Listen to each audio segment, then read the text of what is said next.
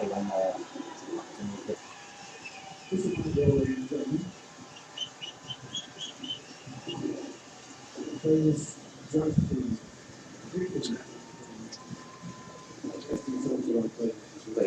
I have another one ready to go? Yeah.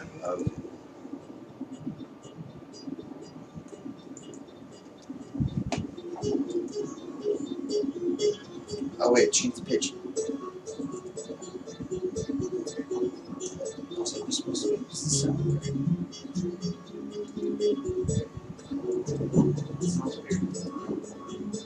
You sound weird. That's possible. You sound weird. I've never heard you like right when you woke up. That's my fucking sexy voice. Your shaft voice. That's my hello, baby. I'm just waking up, baby. Oh, I'm gonna get real nice.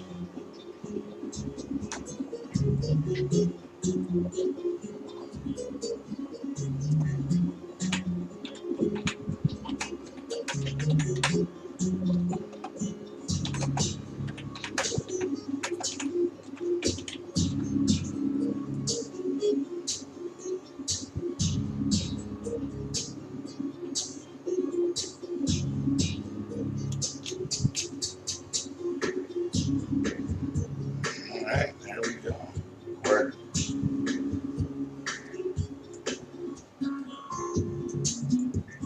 I was all excited. I was like, hey, we just hit the 12-hour mark. We've done our first half day, and we get to be here for it.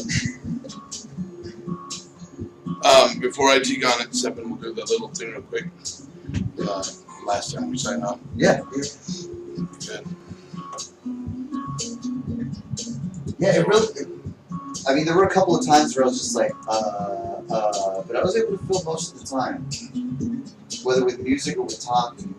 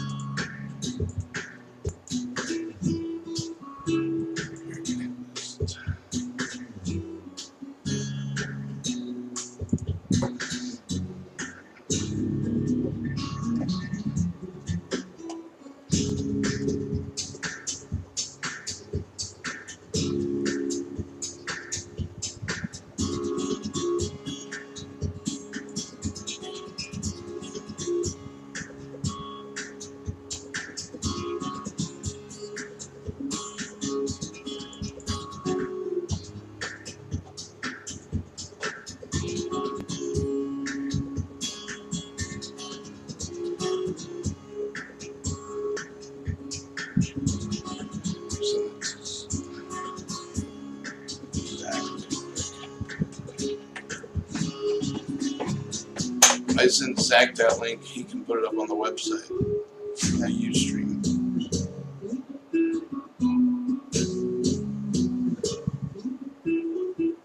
You know what? Fuck it. All we're recording it for mainly is so that we have it to send it in. Yeah. So, if they view it, they view it. If they don't, they don't. Alright. Good. Sweet. Until your 7 a.m. Peanut, So, I swear to God, you need to go lay down right now. Go. There's no food in here for you. Now go. Go. Go on. Go. Ah. Give me that.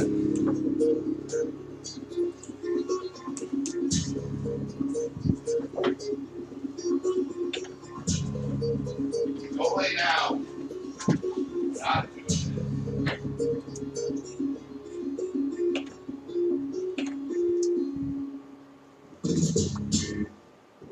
that was a little acoustic set for you. Started off with the Civil Wars doing Billie Jean. Fantastic job there.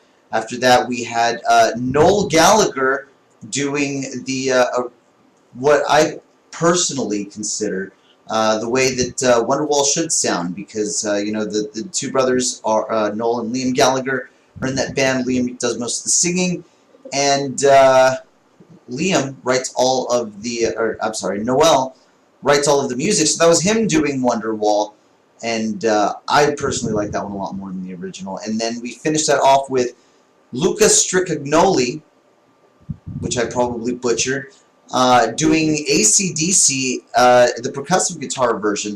That entire song was done by just one guy on one guitar, which I thought was pretty cool.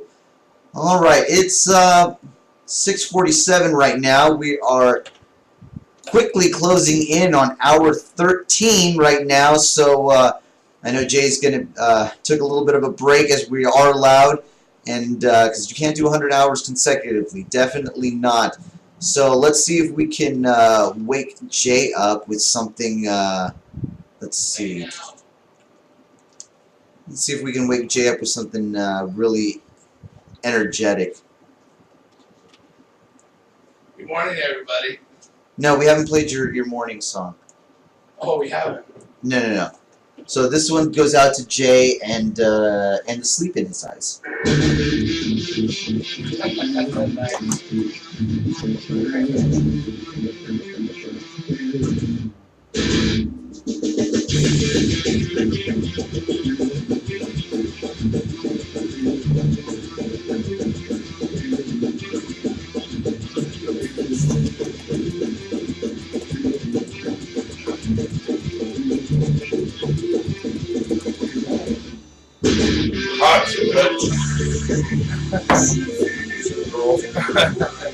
You needed like the cream and the sugar. You don't have for I have the cream.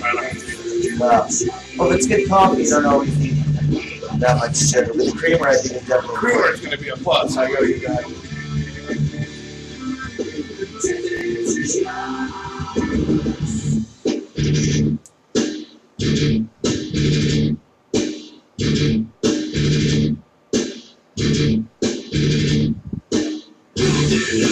I will do Facebook Live for some things, but this will be for Just documentation. I got you. I'll get it. I shared the link, but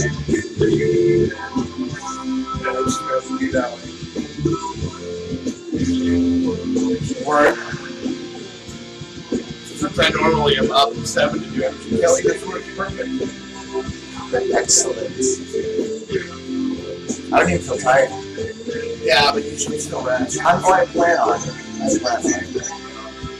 When am I coming back in noon? Well, Mike will be here from 9 to noon.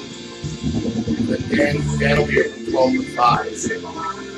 I have you to come back in at 5, but you can just play around. Yeah, what I mean by that is you're going to be the main host at 5. 5 p.m.? Yes. Well, it wouldn't be a.m. We're already past that. So 5 p.m. is when I come back. Mike will be here. Right now it's just me and Mikey. So, you know, you want to jump in for a little bit while he's here. I'll be here for like at least an hour while he's here, and then I'll like lie down for a bit. Well, you can lie down now until he gets here. You do 7 to 9. That might not be a bad idea. You know, the Mikey can come in. I just feel wide awake right now. Like I'm gonna get off the. I'll get off. No, I know, but even if you just bring a pillow in here and just hang out and lay on there, fucking just chill. That's not a good idea. It's the garage will be awesome.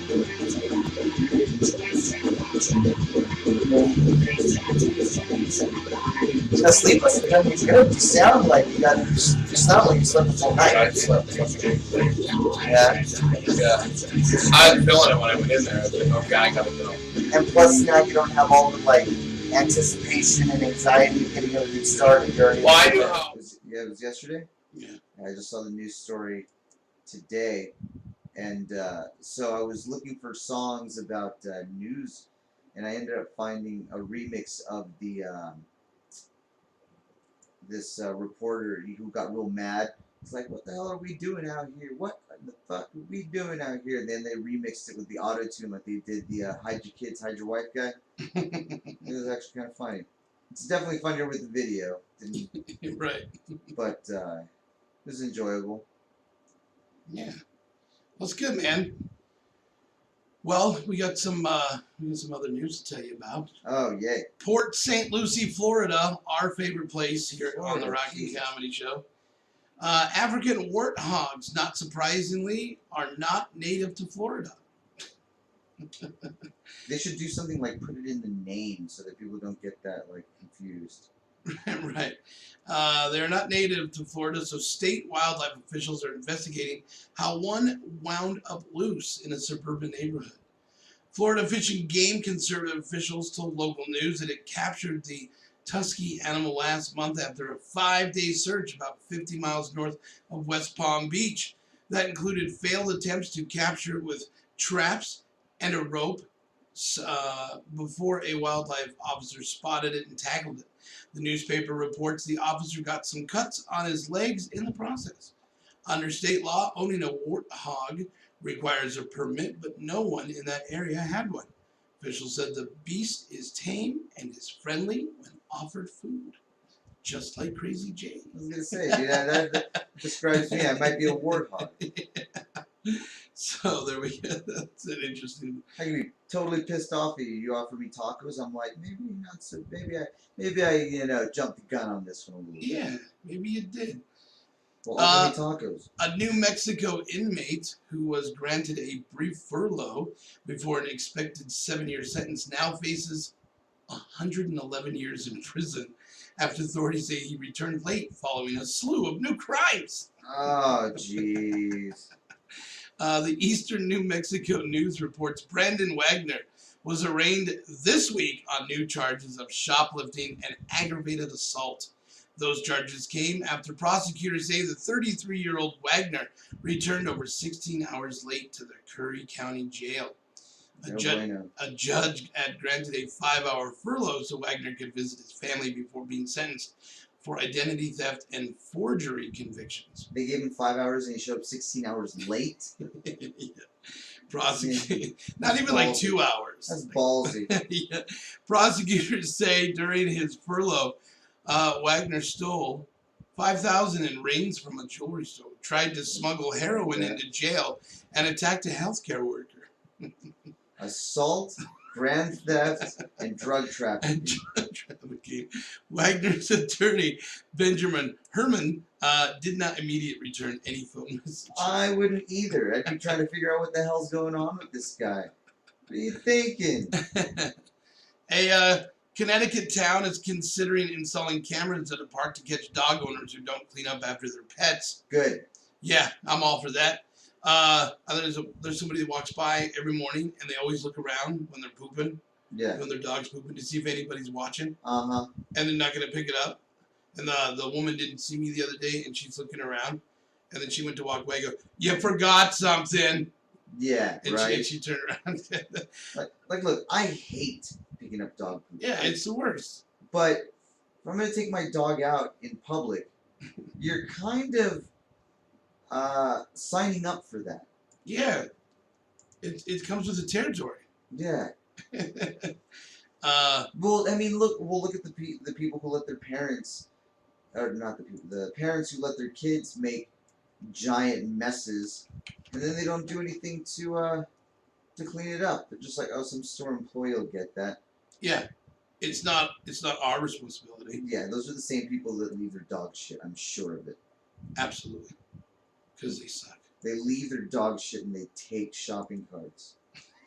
That's why now they have the magnetic wheels that lock to prevent that. I thought that was a good idea. Except for, okay, I think it's a great idea. First off, New Cannon Parks and Recreation Chairman Sally Campbell tells Hertz Media the plan to install cameras was just one part of an effort to address the park's dog excrement problem. She says police are also stepping up patrols near parks. Park Commissioner Francesca Segel says cameras would be placed in the parking lot to record license plates, while others would be hidden along trails so police could match pet owners with their vehicle and issue a fine. Not everyone is on board. Some said they were uneasy about being watched while on a trail, while others wondered how long the video would be kept. Well, that's because you're doing it. That's why you're uncomfortable about it. Right. You're trying to get away with it. And you're not going to get away with it. They're gonna see me doing something I shouldn't. That makes me uncomfortable. Well, duh. That's why you shouldn't do it. Unreal. I just don't give a shit about anything anymore. So that's some odd news. We'll get some more later because we have plenty of time to tell you about it. You know, that was an interesting thing about this morning. I'm used to having like a time frame. I want to make sure I get everything in.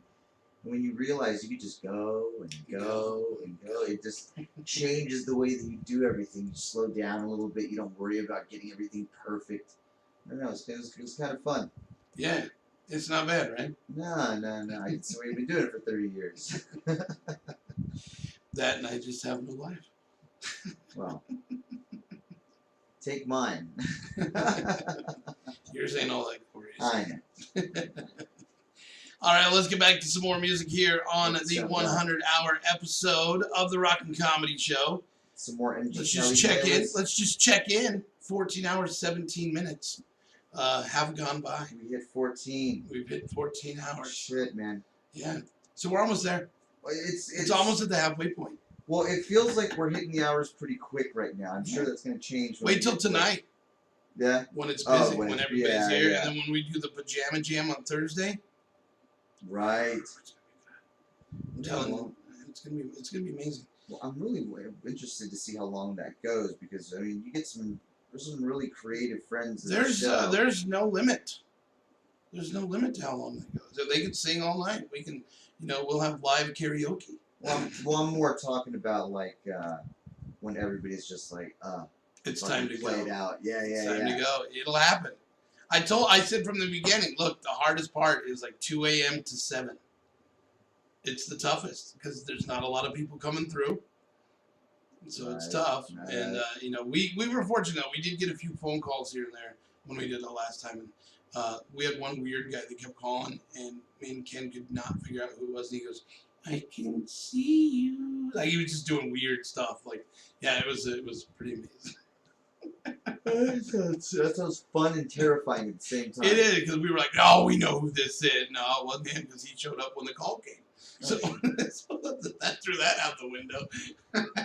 Yeah. Let's not forget, tomorrow morning, General Manager Don of the Black Bear Diner going to be coming in, Awesome. hanging out. He's got some great stories about some of the celebrities that come in early morning, like Nick Cage.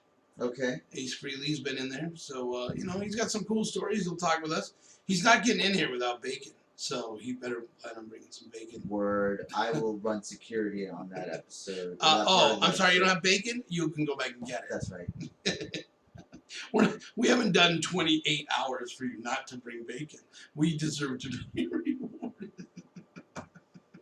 So anyway, let's get back to it. Here's the Kinks, everybody.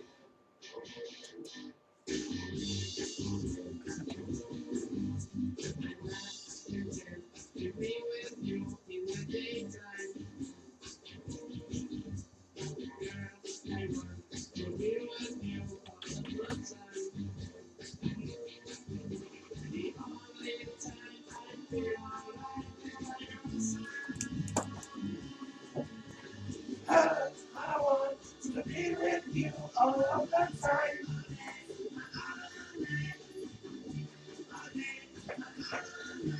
Hey, you can say that. I hope you're out.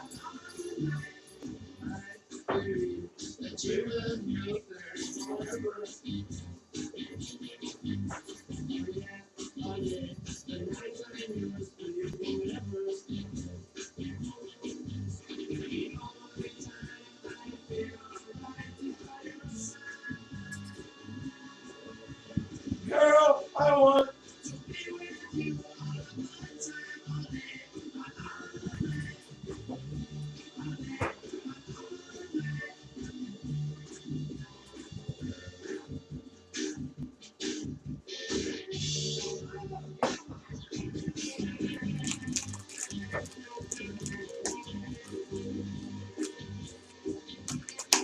What a nice cold.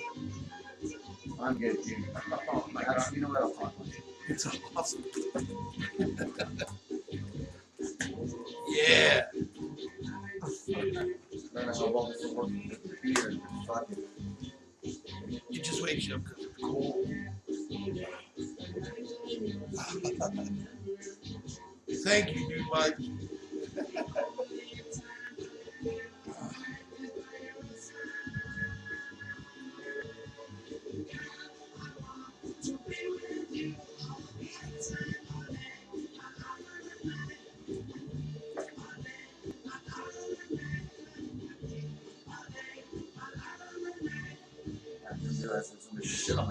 I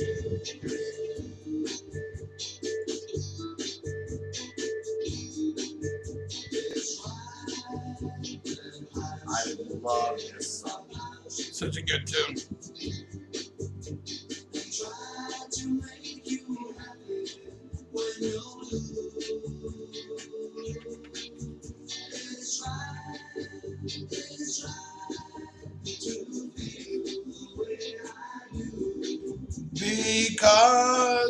Because I love you.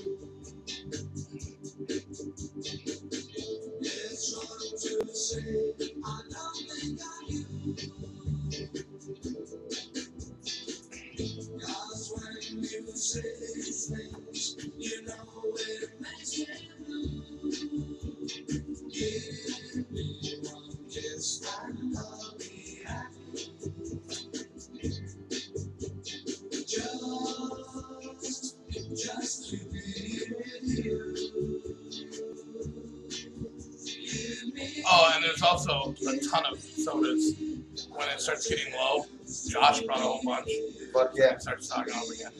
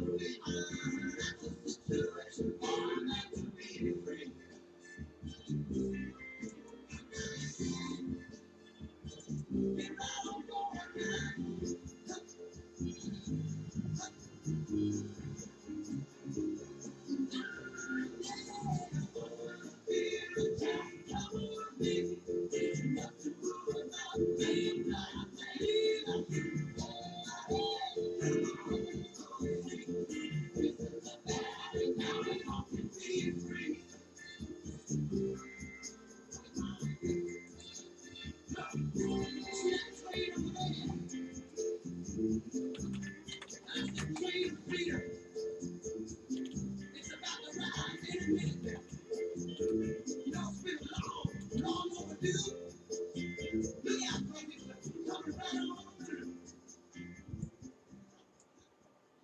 this is John LeBang, and you're listening to the only station that rocks Las Vegas, RadioVegas.rocks.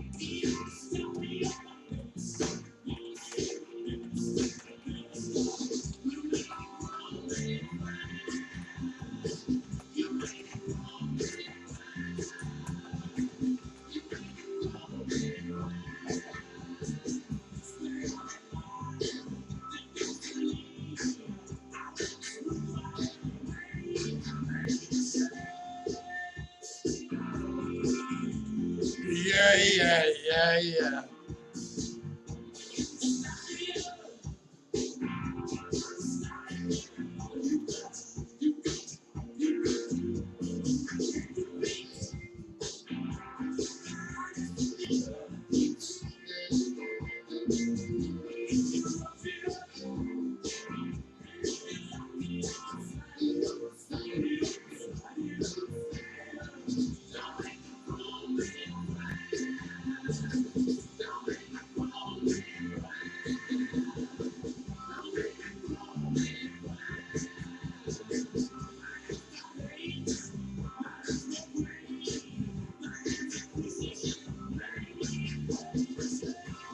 Working through this jerky right now. Now maybe another extension. Are we, Kurt, do we not, how's your language? You change the format, language and all that stuff? Oh no, it's fine. You're okay? Mm-hmm. Yeah, need another extension. Good luck. Just away. You away. They have short term. Oh shit. And I'm in talks with a new headphone company.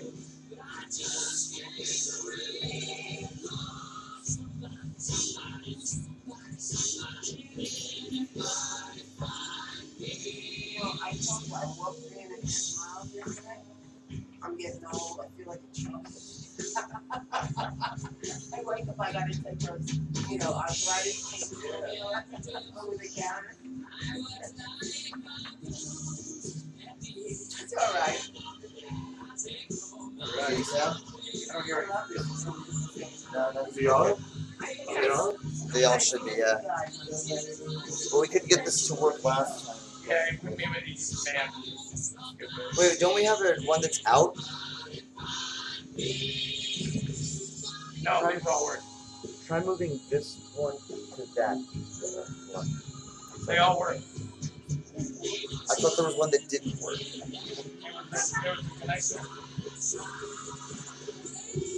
Well, I've tested them all out. It's been a while to prove. Can't argue that. Anything? Nothing? Okay. It's, I Alright. can't do it, just don't worry about it. Yeah. I like to hear myself, so I know my time. Well, we'll have the you can hear the monitor. Get the monitor right down here. Okay. Going old school. Yeah, man. Let's go free reign.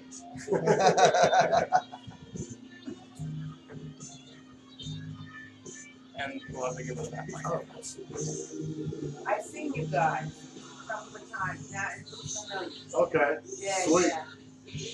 There's so much on there's so much to watch, right? Great. Well, some of it I don't like. I'm old, I can't take those heinies. The what? The heinies, Oh. all this stuff. I can't take They have their own certain appeal. whatever they Yes. Hey, Holy as long as they save the money they make with that talent. We should get Tycoon to come in. Tycoon, remember the hybrid Yes. raccoon from the open mic? You know what? It'd be nice to actually hear what he was saying. Yes. So, like, maybe that wouldn't be a bad idea. Tycoon. He told me he did 12 hits of acid in the parking lot. That night? Before he said he signed up and he went out and did 12 hits of acid. I said, Jesus Lord, man. Crazy? That's why I ended up naked on stage. Do you mind if I take some pictures? Not at all. Oh yeah, help yourself. Some more advertising, right?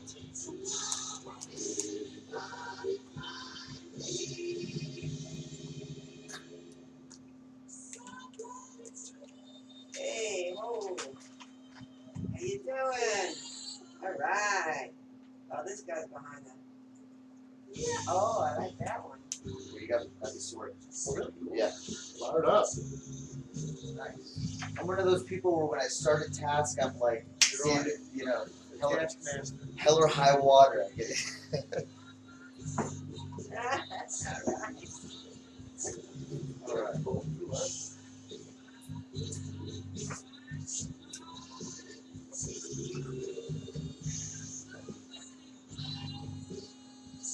You guys want water? Water? Oh, I have one thing.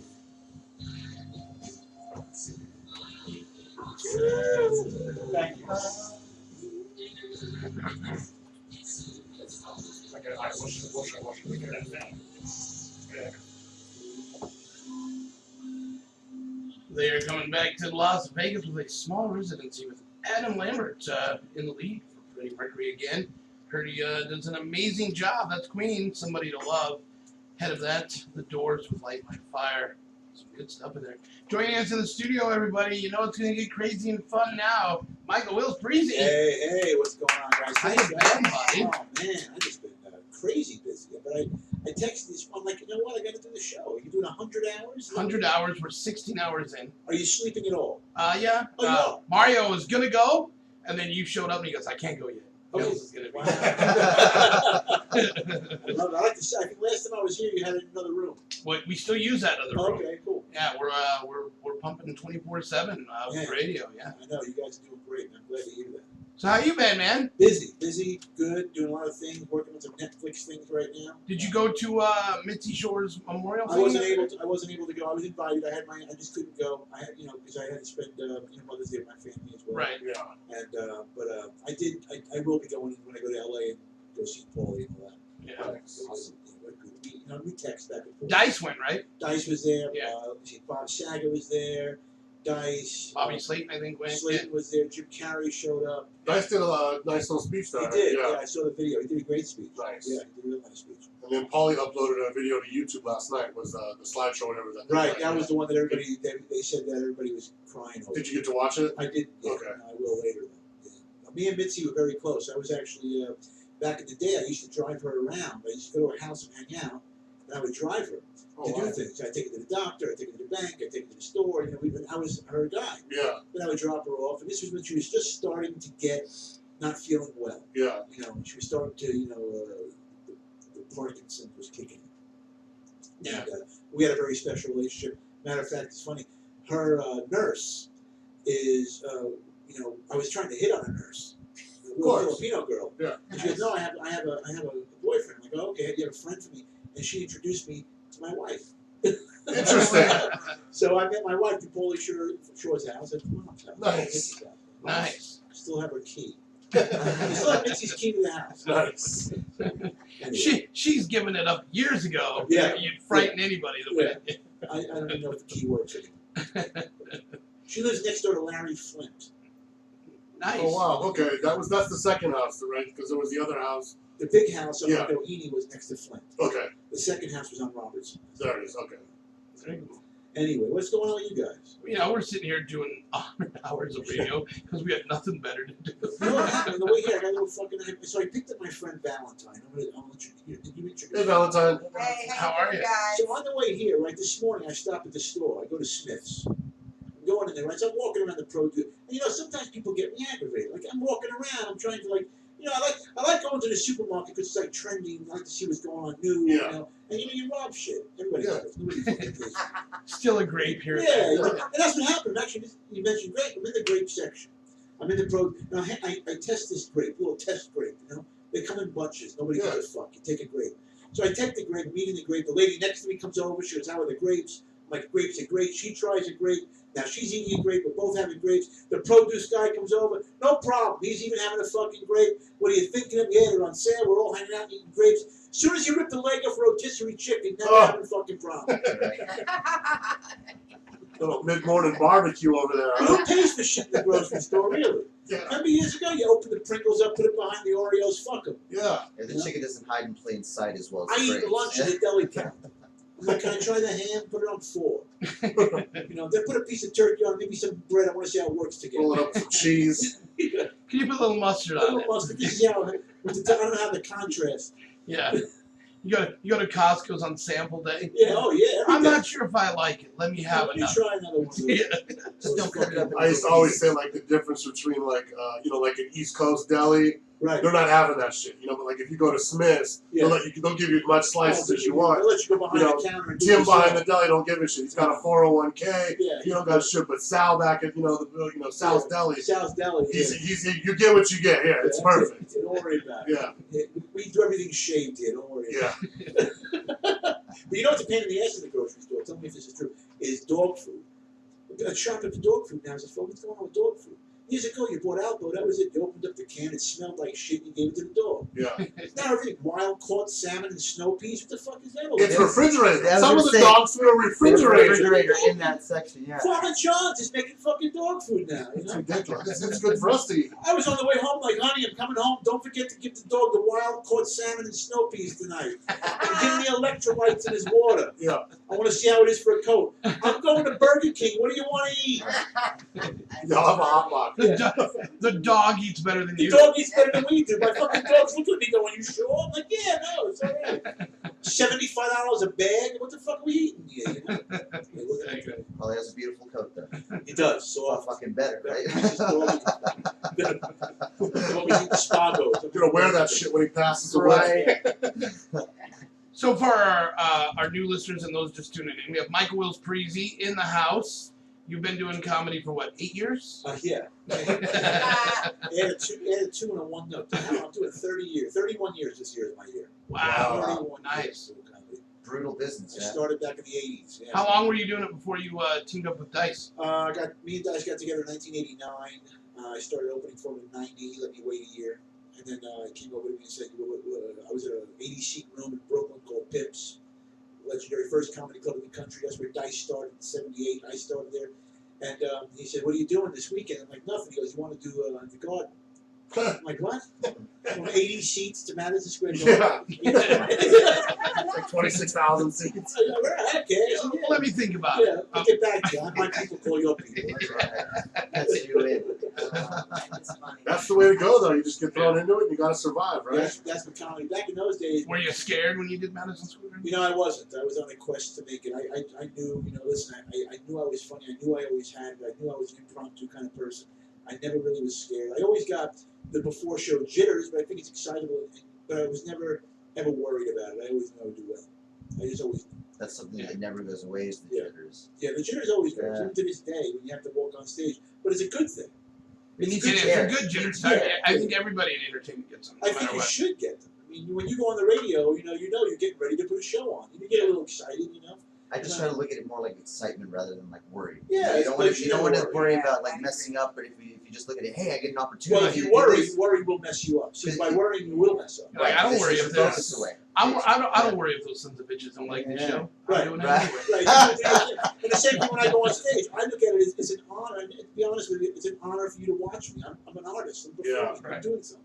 That's how I put it in my head. It's a privilege that you tuned in today.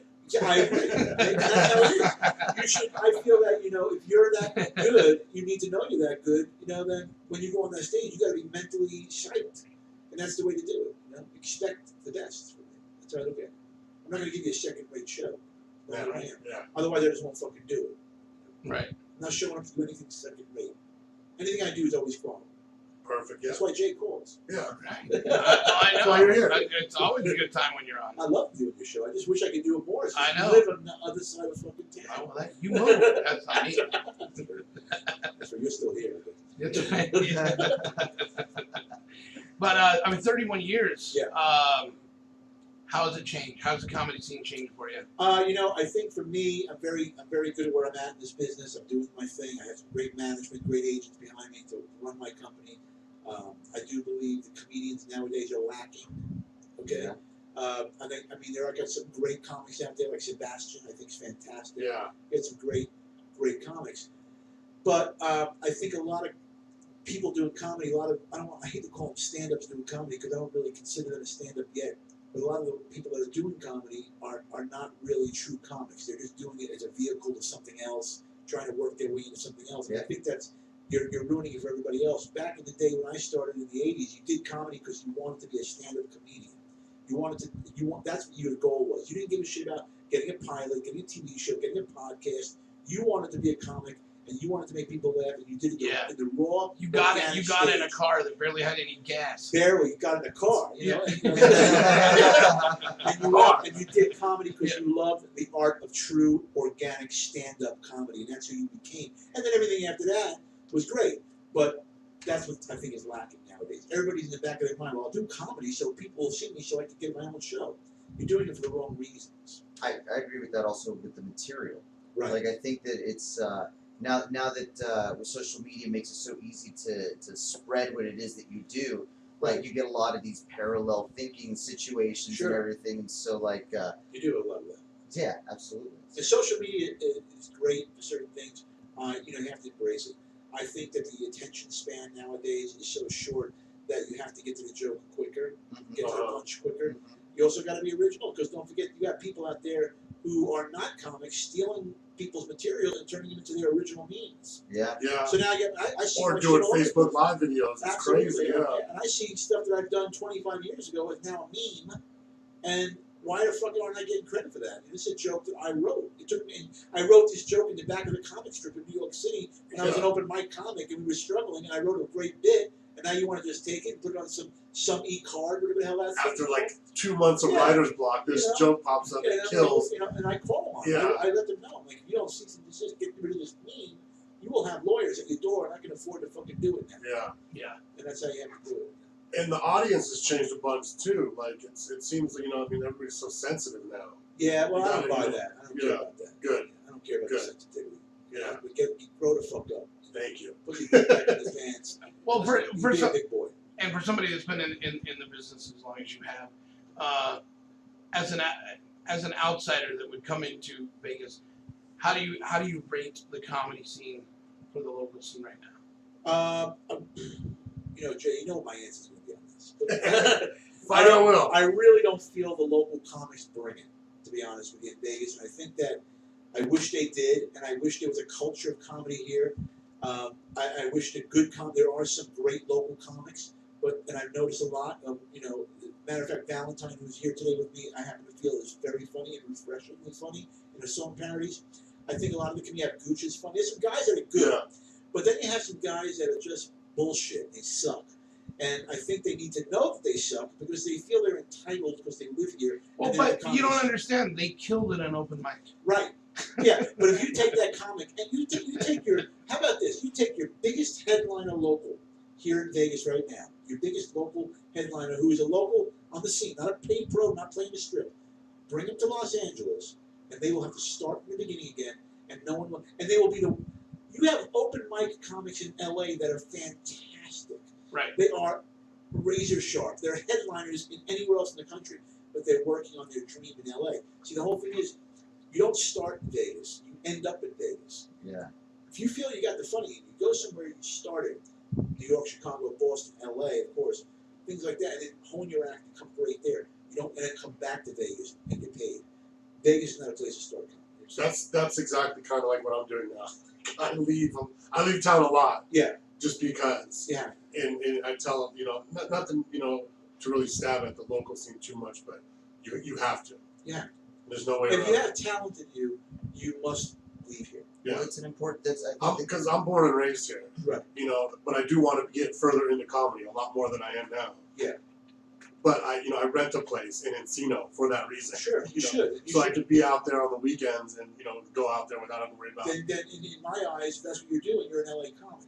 Because out here, you know, listen, I know this for a fact. Club owners out here, are not hiring the local comics for anything but MC work. Yeah. And that's and the only reason why is to save a few bucks. They're not watching you. They don't care about you. You're never going to get featured. You're never going to headline it. That's all you do is work here. Yeah. If you have a show and you can promise things to them, maybe they'll put you on a feature spot once in a while. We know certain comics that have that privilege. But you're not getting anything in this town from the club owners that booked major acts. That's it. Go to LA, come back to Vegas, they'll respect you more that way. We also really don't have an audience out here. Like the clubs out here, I feel like they're people that got comp tickets or they're just cooling off, Right. getting out of the heat. Exactly. Or in California and other places, you have an audience of people that want to go see a comedy show. 100%. They're paying attention to the comic. They have a comic, value, and Right. then they know if you suck or not. Right. In LA, So you it's know. a better, It's a culture. yeah. And you also, the opportunity in LA, for the fact is, you never know who's in that room watching you. That's the exactly. payoff for the comedian's a lot grander because now, listen, that guy was watching. I had no idea that ICM was in the room. He wants to book me, and then there you go. Well, I had no idea that head of development for ABC was here tonight, and I killed it, and they loved me. Now they want to put me in a show. Yeah. I mean, that's just the way it goes. It's a payoff for the comics. What's the payoff here in Vegas? What? You get a free buffet ticket? Yeah. What's the payoff? Yeah, they're not coming here to Vegas to discover new talent. No, they're coming in to party and have a good time. Yeah. They're not going. They're not They're, watching. they're off work. Yeah, they're all work working. is off. Yeah, unless they're getting paid to be here to film a show, then they're, and then at night they don't care. They want to. They're not going to watch anybody and scout. They're here to party and fucking have a good time. And if they happen to just discover you while they're here, Right. you got real lucky. You got real lucky, Yeah. very lucky, Yeah. and you better be ready to go to LA. That's exactly No matter how you look at it, you're still going back to LA. So Well, let's talk about another funny friend that you have. Yeah. PJ Stansberry. PJ's back in Jersey. Yeah, he He's moved living back. out there. Yeah, I don't know what the fuck's he doing. It's not I farming anymore. love PJ. Yeah, He just called in a little while ago. just complaining about a lot of I stuff. just see him peeing a lot. That's all I see him taking. Peeing and pooping. That's Yeah, all I see him that's what he doing. does. PJ is so talented too, and I love PJ. He's a talented guy. I love how he gets worked up in his act. And he gets worked up, and he's great. He's his own worst enemy. He knows I'll say it. He's his own worst enemy, but he's talented. Listen, he worked for me for years. Yeah. He's a loyal guy, man. He's a friend. I love PJ. But back to the local scene. Do you think there's too many open mics here? I think that they're not quality open mics here. Yeah. I had to. I did go to one the other night. I'm not sure if it was an open mic, but I took Valentine. We went to a place called the Eclipse Theater. Okay, yeah. yeah. I gotta tell you, man, I dug it. And I don't know if it was just a good night that I happened to be there, but I went on stage actually. Very rarely will I walk on stage. Really? And I slammed it. I killed it. I had a great time doing it. Another comic who kills at an open mic. Yeah, I just looked at it, but I actually did. When I was done, it was fucking It's gonna over. tag 76 people in it. Yeah. Oh, it was great. No, I enjoyed it. Hashtag nailed it. Yeah, nailed it. I do recommend though going to Eclipse if you guys. I mean, it's a great little room. I I'm have trying to to say. think where is It's it? in downtown. Downtown. Yeah. On 15. Right before you hit Charleston. Okay. It's next to that really cool movie theater, right? It's in the It's in the movie movie theater. Okay, yeah, okay. Oh, it's right on my office. It's on gas. Yeah, gas, right? Yeah, It's okay. right My office is upstairs. right there. Yeah. Oh man, great little crowd, great room. I can't say more about it. It was an open mic. I don't think it's an open mic. I think Okay. it's a booked. But I Gotcha. think there's no money in there. Okay. And I wanted to bring a friend of mine to show her a place and get her on the stage, and I happened to really think this. I was actually going in there thinking another fucking shitty open mic, but it wasn't. It was Yeah. a great room. But you get in there just to perform. Great workout room. I highly recommend it. Great workout. Well, with as much experience as you've got, what's a common mistake that a lot of people who are starting to do comedy make that keeps them at that entry level instead of like being able to move? Right. Well, they're not finding their voice. They're trying to become quote unquote the comedian. So you notice the first time you go on stage, you do great. Second time you suck. Why? Because the first time, oh, that was great. I'm a comedian. Now you go on stage the second time trying to be a comedian.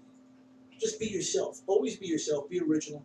Don't try and be something. There is no Right. definition. Talk about stuff you know. Right. There's no definition Right. of now I got to do it this way. Wait, I need a segue here. I need to tag this bit. I need to come in over here. You know what? Overthinking will kill your fun. How about True just that, work on shit. being funny? That's it. Just be funny. Richard Pryor said it years ago, and I quote him all the time. When a young comedian said, "You know, I'm afraid to go on stage. What should I say? I don't want to say this. I don't want to say the wrong thing." He goes, "You know what's funny? Say that shit. Whatever's fucking funny, say it. It doesn't matter when it comes in, where it goes out, what it leads into, where it's supposed to end. Opening, close, middle, and say it. And the act will just be the act. Don't try to make an act. Just be it. That's what comedy is all about. True stand-up comedy is going on stage, being yourself, and finding your voice and how to say it. Learn your timing and your delivery, but don't worry about, wait, this joke's got to come in after this one because I said this here, so I need to wait. You're fucking the whole thing up. Just go up there and just say it and see how it No works. organic Have fun flow with there, it. yeah. Don't kill your own fun, you know? I absolutely do that. Yeah. This will make a great callback. And then at the end of the show, I'll bring it back again. You know what? And tag it twice. Yeah, Yeah. Never 3 times. You're wasting all Twice. your time with that. You know the basics and the fundamentals of stand-up. Go on stage, be funny, and just have a good time. And you know what? Like, I think the best sets that I've ever had are the ones where I really just don't give a shit. Yeah, don't and care and about not in like in a oh fuck this, because I love what I do. I've done shows for 2 people and I still have fun doing it. But like where I'm just like, you know what? Fuck it, let's see what happens. And Yeah. those are the ones where I have the most fun. That's right. You gotta You know. first. You gotta believe in yourself. If you don't believe in yourself, nobody's gonna believe in you, right? You can't expect an audience to believe in you if you don't believe in you. So you Yeah. have to show you believe in yourself first. Well, my whole life I like grew up with like nobody in my family who does anything entertainment based. Right. So the moment that I did, I was just kind of on my own. So I'm still kind of working some stuff out there, but I'm definitely starting to find my comfort level and just like you said, you know, just I always take a breath first because I'm an overthinker. So before a show, I actually will do Sudoku Right. and anything Good. just to not think Not about think the about the set. show. Exactly, Walk because up I know straight. the more time I have to think about it, the more ideas I'm That's going to right. have in my head, Exactly. right? You're gonna talk yourself right out of all the good shit. Yeah, and even then, like right before it'll start, so right before I say anything into the mic, I take a breath, and I that's where I start. Right. Yeah. I mean, when you go on stage, you got to know this. You have 30 seconds to control that crowd. If you can't control that crowd in 30 seconds, you might as well have to bring it to the next act. So you've got 30 seconds. And I'm telling you, it's proven every time. You got to control that act. 30. You got to control those people. You have an audience full, so you have to bring them into you in 30 seconds to control them. Mhm. Now, when you do that, you got them with you. You can do whatever you want at that point. Because they see everything your way. They are watching it the way you want them to. Yeah, yeah. It's Yeah. like the glasses from They Live. That's right. You know, they can actually see through the facade of That's your right. insecurity. That's And- who you are. Yeah, and when you see comedians go on stage and they open up the show and they show of hands, how many people do this? You know what? Time to go. You gotta go. Yeah. So how do you feel about the term? How's everybody doing tonight? Everybody's doing great. We want to watch the show. Where are you from? We wouldn't be here. Where are you from? That'd be How are great. you doing? That'd be great to hear from the front row. Everybody's fine. Everybody's good. Everybody's good. For Let's the go. fifth Stepping fucking up there, time. comedy guy. Hey, Yeah. funny man, tell me a joke. Yeah. Don't worry Right, about where sure. I'm from. Yeah, how's everybody doing tonight? Where you all from? Anybody from Texas? Anybody from, none of that shit matters. Nobody cares about it. Get into your act. Control the crowd. Test yourself. Every time you go on that stage, don't talk right away. Give yourself 8 seconds before you say anything. Give yourself 5 seconds before you open your mouth. Don't say anything. Why? Well, I'm answering my own question. Why? Because when you don't say anything for even 3 seconds, if you feel uncomfortable, if you just watch the audience for 3 seconds, don't say a word, 5 seconds, test yourself. Go for 6 seconds, go 8 seconds, then say something. What you did there was completely take the audience into watching you like you're doing to me right now. Yeah. Because I am talking to you, you really find that interesting. You want to find out, what is he going to say? Why is he taking his time? What are you doing? At that point, you are now, as a comic, controlling the movement of that person. You're controlling his emotions. You're getting him into something he don't always want to see. You're like Now, wiping it clean. now get into your act. Don't think about the other person before you, right? Doesn't matter who's on before you. Yeah. You need to take his energy, get rid of his energy or hers, bring it down to them. You're now in control. This is your energy. Bring new. And then start talking. Get them, let's reformat the hard drive. That's savage. You know? Reformat the hard drive. How do you feel about everything? Everybody's so offended by everything now. You know, I don't buy it, and I don't think that, listen, there is, you don't want to say there's a line you don't cross. There are some lines you don't cross. I mean, in comedy, we do, like, certain things I don't talk about. I don't talk about, I don't like really berating older people. I'm not really into talking about, if people talk about getting raped. I'm not into that. It's not me. There is a line. Find the line.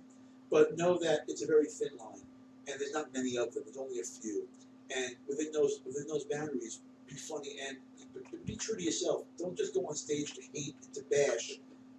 Don't use comedy to make people Don't feel use comedy to feel uncomfortable. uncomfortable. And you know, I don't talk politics on stage. I don't talk politics That's on awesome. Facebook. I don't do any of that stuff because why do I want to kill a demographic that I work so hard to get? Alienate half your audience. I've walked out of so many mics and rooms where it's been like even like open mics. Where I've been on the list, and like 6 guys ahead of me have just been politics. And I'm like, dude, this is ridiculous. Whether it be Trump or Hillary, it Let doesn't it matter. go. And that's hacky because anybody, look at Facebook, anybody can make Yeah, and it's a all Trump there joke is. or And it's, whatever, so. You know, and it's after so long, it's just old. It's just And let it's it go. enough already. It's becoming so O.J. Simpson-ish to do. Yeah. Like the O.J. Simpson jokes. People are still doing it. For what? People are still doing jokes like that. You know, I mean, is that really? You haven't written a joke in 22 years. You're still doing an old O.J. Simpson joke. You're wasting my fucking time as an audience. Well, he's relevant again, so I can do that. Unless he's cutting up somebody on the 405 or on the fucking 215, he's not relevant. Yeah. You know? Or you know, his the old stuff is not relevant anyway. Right. You know, there's a lot of shit out there they got to give up. Become original, man. Create your own. Don't work off the headlines too much. Headlines only last a day. Yeah. Topical humor only lasts a day or two. It's Well, only that's the thing. Like the classic, the classic stand-up specials, the albums, and the old ones. right. If you did all that based off headlines, Right. someone listening 10 years, 20 years, 30 years down the road, what the fuck are you talking By the about? time the album Yeah. came out, it would be old. That's what you know what I mean. But you listen to like those classic albums, and it's like, It's oh, always this funny. is funny shit. No matter what. Yeah. It goes right back to the old saying: if it's funny, say that shit. Yeah. Don't be too topical because, like I said, it's news. Nowadays, even newspapers are history books. Yeah. I mean, That's for like SNL and Yeah, TV skit shit. Exactly. Yeah. That's different. Let them do it. We need to be just funny people. You only get that one shot. You want that HBO special, you want that Showtime or Netflix special, something that I'm working on now. If you want that, and you go on Netflix, and you go on and you do old material, you know what? You may think it's old, but it's not old to millions of people. Yeah. So it's always fresh. Until you get that shot, it's new. Yeah. You're working on your act. I hate when comedians go, "Oh, I've been saying that joke for 5 weeks in a row. Get rid of that." But nobody knows it for 5 weeks in a row. Yeah. You said it to the same people at the same fucking open mic for 5 weeks in a row. Yeah, right. It's a brand new fucking joke to Middle America. Yeah. You know? No one's heard it. You're already You're retired. working on your. That's called working on your act, asshole. Yeah. You know? That's what an open mic is for. Yeah. Work. You have to get rid of materials to collect it. You know? But speaking of funny people, you've brought somebody very funny. I did. Let me tell you a little bit about this young lady. All right, and she called me up. She got in touch with my manager in New York, and she wanted me to see her. And very rarely, I'm a busy guy, and I saw her, and she's funny. She does song parodies. Her name is Valentine, and I've been taking her around, and I took interest in her. And not in another way, but other than the fact I think she's great for what she's doing. I love Valentine. Say a few words. Can we play one of her songs that she sings? Of course. First, I want to say that because of Wheels, my career is taken off, Awesome. and it's a good thing because I'm not a spring chicken, and I want to make it before I croak. Okay? Yeah. Yeah. Tell them how old you are. You're like you say I'm 67. Nice. Oh, wow. A lot of people say, "Oh, you don't look your age," but that's because I pretty much nipped. You're like, I don't act it either. 90s. I got to be honest, right? Everything was lifted. Yeah. Do you need a guitar or an instrument? Do we have the recording? No, I'll sing a cappella. Oh, You mind if beautiful. she- Yeah, I'll just give That's you a fantastic. verse. All right. Okay? What are you gonna Ready? do? All right, get it to you. I have no hormones, so you'll hear no more moans, or screeches, or squeals of delight. So you can suck on my toes and tickle my nipples all night. It's menopause. Is that enough? Get into Yeah. another I love one. it. I love it. Do the other one too. The other one that I love so much where you talk about sucking dick. Oh, really? I can get away with, I can get away with that? You just just be able to say that. Love. I just love to be able to say that for free. Okay, so I don't sing a word and I open up with this song. This is like my theme song. Okay. I haven't had sex since '86. I haven't seen pricks or sucked on dicks. I'm glad I'm not young anymore. My nipples and buns have healed just fine. I haven't been groped since '89. I'm glad I'm not young anymore. I love it. Let me tell you a little about that Valentine. Valentine back in the 70s and 80s actually was a brand. She was all over the place. She performed all over, you know, she was in the 70s and she was there. People used to impersonate her. She had all over, and then she stopped it for a while, got into her own business, started doing her own thing, and now she's trying to revive herself and come back. And I think that says a lot for somebody who did their own thing, but she was actually touring and everything. She was on tour for years. Wow. Her own group. She had her own, yeah, so that's Valentine. You can check her out. So if you're out there, check out Valentine. Thank you. Thank you so much. Absolutely, that's very Gotta love the I second appreciate you win. having her on the show with me, Jay. Absolutely, man. Yeah, me Did- too. Thank It's you. always a good Did you time. start off more doing music or comedy, or before you fused the two, or did it just start off that way? You know, I got all the good genes. So at 4 years old, I really did. It's just luck, you know. That's great. Yeah, and at 4 years old, that was my first time I put my foot on a stage, and I won first place. Very Because the nice. cutest one wins first place. Yeah, and there I you was go. pretty cute. All right. But you know, I started dancing. I really singing was really my thing. I sung Okay. everything. I studied opera, but then I would sing rock on the weekends.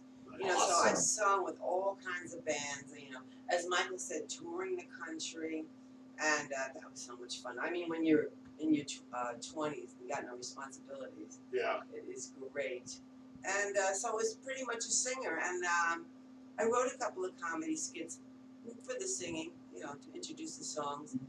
And all of a sudden, here I am. I don't know how I got here. But I just love to make people laugh. Who doesn't? How long have you been in I- Vegas for? 2.5 years Okay. now. Yeah.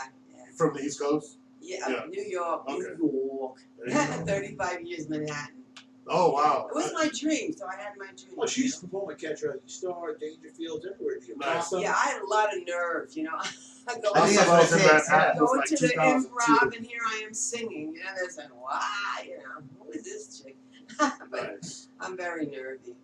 You gotta be. Yeah, that's what That's gets you out another there. gene I have. Definitely. I love Manhattan. Manhattan's fun. Oh yeah, I had a ball. I haven't been there in a long time, but it was fun when I was there. Yes, there's so much to take in. It's just so crazy. It's such a, you got to be a little loony to live there like that. Like Yeah.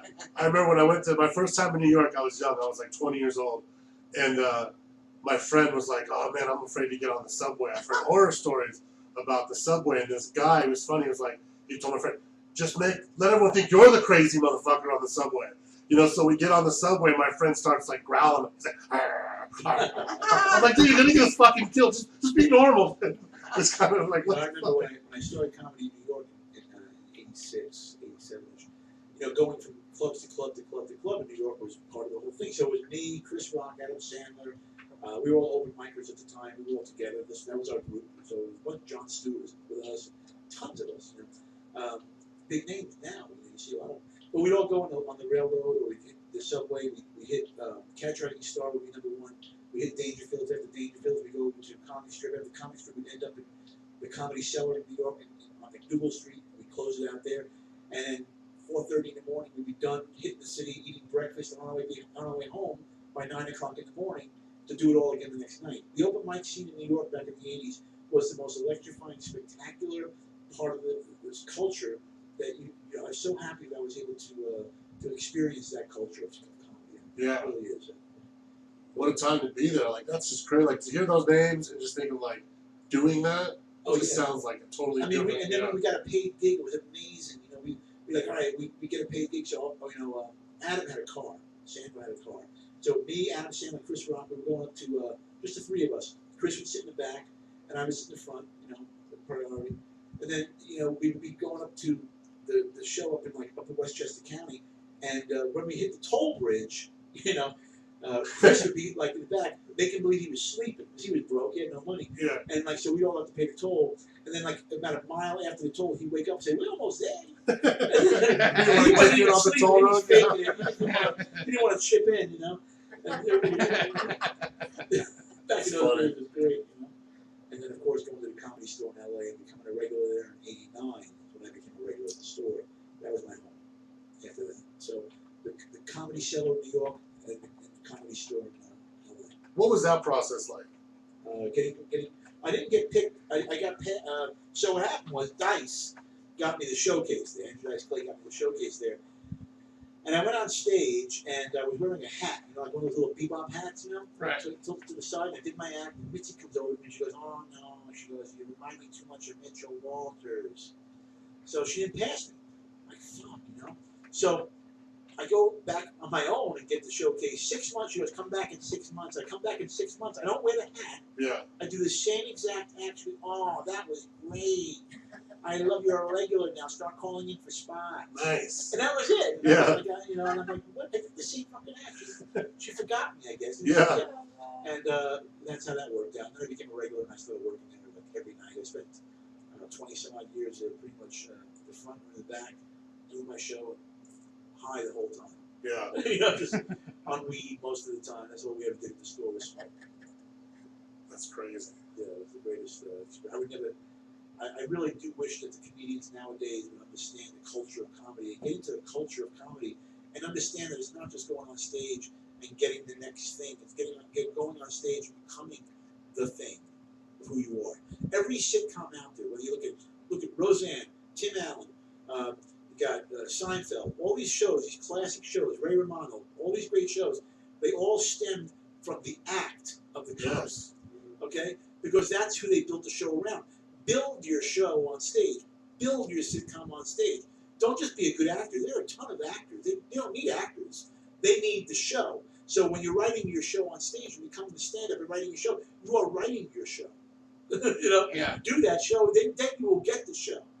That's what people don't. The comics today don't understand. I'll go on stage and be funny. Hopefully, somebody like me and they'll put me in the show. No. Hopefully, somebody will love what you're doing and they'll make your show. Yeah. That's what you're working on. We were just at the store a couple months ago, my wife and I, and it was Ellen's birthday, and someone had brought up, like, someone at the store, like, had said "Happy Birthday, Ellen," former paid regular, and my wife was like, "She was a comedian," and I was like, "Oh yeah, Ellen DeGeneres. yeah." One of the funniest comics ever. Yeah, that's it's funny just put She like, is one of my favorite female Amazing. comics. Did Yeah. you remember watching her years ago? Oh yeah. Fantastic. but it was funny because my clubs. wife only knows her from Ellen. Yeah. She was like, "She was a comedian." I was like, "From here." I was like, "From here." Yeah, Absolutely. like, Yeah. yeah. Yeah, her Club Soda bit used to crack me up, but the one that got me was one of her last specials before she said she wasn't going to do stand-up anymore, was the one where she talked about how she can't go into the store and just order and just get cheese because there's this whole thing that happens. Yeah, Like, it's always Yeah. something that happens. somebody slips and falls, and then a manager comes out, and then all this, like, this whole thing happens. It's like this 8-minute bit, and then she's like, and then I get up in the morning and I see on the news, lesbian has a problem with cheese in local store. Yeah, and it was so funny. Like, it was just really well But written. she was so great when she would do jokes and she would go on to this, like, this crazy thing that happened, and she'll always be like, "That ever happened to anybody?" It's like, no, it's never happened to anybody. Like, there's no relatable humor there. That's what made her so great. Yeah, One of the funniest ever. really good, for sure.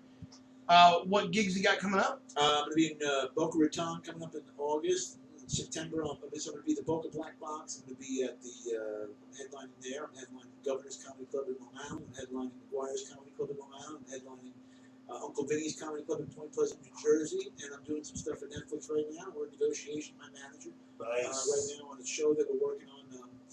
I can't talk about. This is going to be possibly for Netflix or another travel channel. Yes. So basically, you don't have much going Not a lot right now. Nothing big. Nothing major. Nothing major. Not until August. on. And of course, I'm doing real estate. I have a real estate company out here called Parisi Group here in Vegas. Oh, I nice. do real estate investments. I buy and sell properties. So I'm doing that. You still cooking? Only at home, man. Yeah. What do you cook? Unless somebody pays me a lot of fucking money. Then I'll be there. I'll be the chef. What do you like to cook? I do it all. I'm an executive chef by trade. Okay. That was my original thing. So I cook a lot. European, I do Cajun, Southern. Oh, sure. I don't do anything that has a culture to it. Nice. Nobody eats white food. No, it's real boring. Yeah. It's real Boring, boring. boring kind of food. Yeah. Meatloaf. It's Yeah. great, but Hamburger. yeah, it's something there. But other than that, just do my thing in Vegas and enjoying life, man. You gotta enjoy life. That's what it's all about. It's easy to enjoy it in Vegas. And I know that I come down on a lot of comedians because I'm very critical on this because this is my career. It's my I want to be clear on certain things. I do come down on it. I am very hard on comics, and I do say it like it is, and I do tell you if I think you're not doing well or you're not doing the right thing because you're wasting my time. Well, I bring it up because I did a comedy contest at for Antique Cools years ago, and we had celebrity judges that would come in at the end of each night and kind of give people some tips. And there was one guy, he used to write on his hand. He was joking. He'd like smoke to try and cover it up. And Carrot Top said something to him at the end of the night. He goes, you should probably memorize your jokes, Right. And stop writing them on your hand. And then like Carrot Top left or whatever, and you hear him say, he's a prop comic. What does he know? I'm like, he's got a headlining show at the Luxor. Everybody watching me starting. Yeah. You just become a prop comic. You gotta start from somewhere. Right. Yeah. So and I'm like, he's got the #1 show on the Strip at the Luxor for 20-something years. But you've earned the right to dish out criticism. I mean, Absolutely. I feel so. I mean, I you've feel paid like, your dues and you've come up around the best in the business. So and I feel that by doing what I do and saying it the way it is, instead of trying to, sugarcoat shit, I'm giving you I'm giving you an honest opinion. I'm trying to make you really a better comic. which is invaluable. Like it's priceless information. I mean, I from do. someone like yourself. I love the art of stand-up. I love my business. It's just my business. I Yeah. love it. I made a great living, and I still make a great living. I'm here to tell you, if you do a good job, you will make a lot of fucking money. That's what I'm telling you. Yeah. You know? Comedy is like one of the toughest things you can do because there's a lot of personal growth that has to happen for you to Yeah. get better at it, and that can be uncomfortable a lot of times. Absolutely. So if you think that you're doing everything right just because it's getting easier, then you need to make things harder. So I think That's it's good that you like. I mean, and the only problem is comics are real sensitive and they don't take criticism well. Right. They don't. And I tell you, I try to tell a comedian, if you're really having a hard time with it, then what you need to do when you go on stage is put away the act. You're doing this for a reason because you feel you're funny, right? Mhm. You feel you're funny, otherwise why would you waste your time? You're going Right. on stage for a reason. You feel you're funny. Go on stage and have a conversation with the audience. Go back to your roots. Just the person you were before you started comedy. Just have a conversation. Be the guy in the room. Be the one in charge who's talking to your friends, and have a conversation with them, and see where the conversation goes. And that's all you do. Do it for 20 minutes. Just have that conversation with the audience, and then you'll see the true funniness come out. The original funniness will come out of you. The one that you knew was funny when you first started. The one that all your friends. The one you forgot about in 3 years trying to become the comedian will now come out of you. The original will come out of you. Then you'll see how that conversation will turn into your act. Yeah. That's what I say. It's pretty simple. That's my story, and I'm sticking to it. Well, give it up for Michael Wills Crazy. Yeah. Always a great guest. Thank you so much for having me on the show. Thank you for coming down. And go to Parisi Live or follow me on Instagram, Wheels Live, if anybody's out there listening to that. So you get those dates in August when he's actually busy. When I have my calendar on, I'll check my calendar, my August schedule. So, cool, man. There we go. Give it up again for Thank you. Michael Wheels Breezy, everybody. Always a good time. And we're going to play some music, and we'll be back with more of the 100-hour rock and comedy show. How far are we? That was fun. 11 o'clock. Take your time. All right. That was good, man. Where'd that fucking tortoise come from? I've had him for 26 years. Huh? Really? Yeah. Today of all days, you just out walking around. He's out all the time. You're just not here at the times that he's out. He gets up in the morning, walks around, Then where does he go? sleeps, he goes to his caves. In the backyard? Yeah. Fucking hell, he just comes in here? Yeah. You scared of him? I'm not scared of him, I'm just nervous by him. Dan is. Dan's afraid of him? The asshole cat with the fucking cut off tail? That's not my cat. Whose cat is that? It's a stray cat. Fuck that cat, I should kick it. No, you never do that. Hate that cat. I'm like, move. He's like, no. He like wouldn't let me. I had to walk through the fucking rocks to get around him. It's a mean fucking cat. What's the dinosaur doing?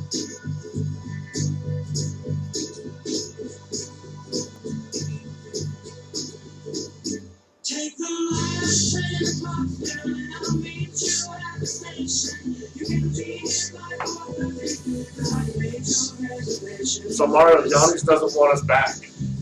Doesn't? No. Why? Why? Because they said they didn't make enough money. They shouldn't have given away free booze to everyone. That was paid for. It wasn't free. That guy Sean paid for all that, and he put up all the money. That dude's a millionaire. He just wanted to have fun. Okay. And he owns that title loan store and stuff next door. And he owns the gold and silver place next door. And he owns 6 other gold and silver locations. He's like a gold buyer. And, he's young. He's like 34.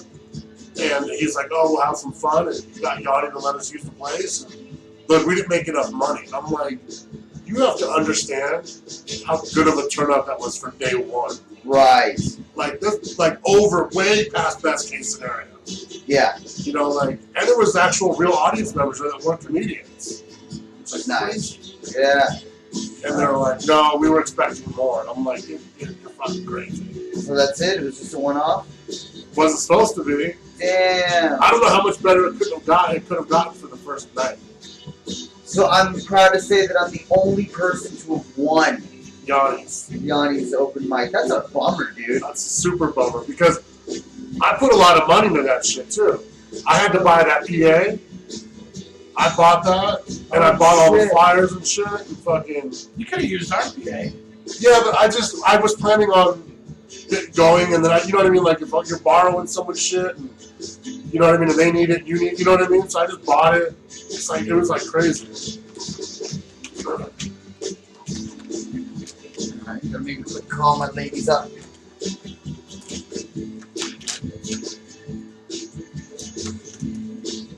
Yeah, so I'm super bummed out, man.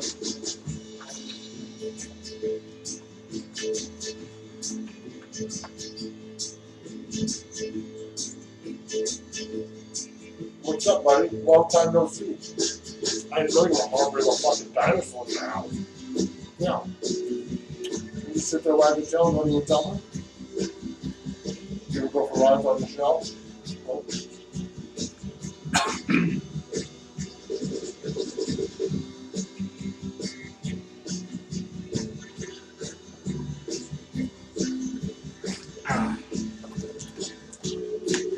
Are we on? Is that camera on now? Yep. Yeah, I'm fucking sad about the mic. Yeah, they never want to give it a chance to get going.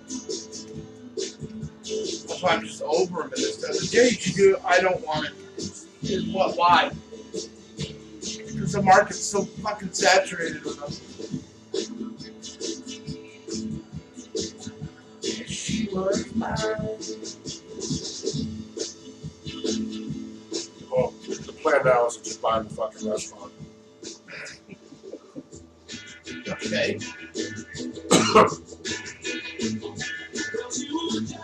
17. You know what I mean? Was way beyond compare.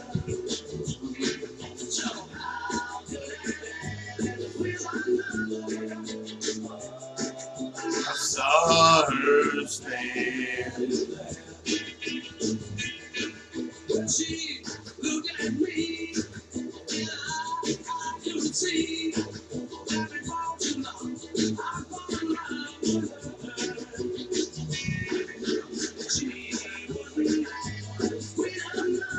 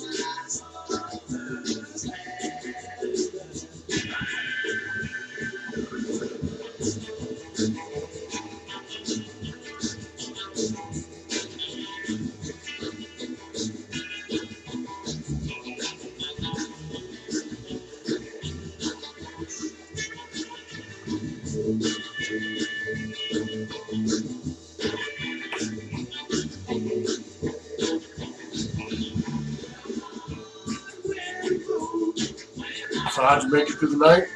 Good? I slept. I went down at 3, did my 5 hours, got up at 7. Mario's gonna go down in a little bit. He's gonna take his little nap. We're 15 hours in. If you go to the website, you'll be able to pull a little counter across it. We do screenshots because I have to submit all that.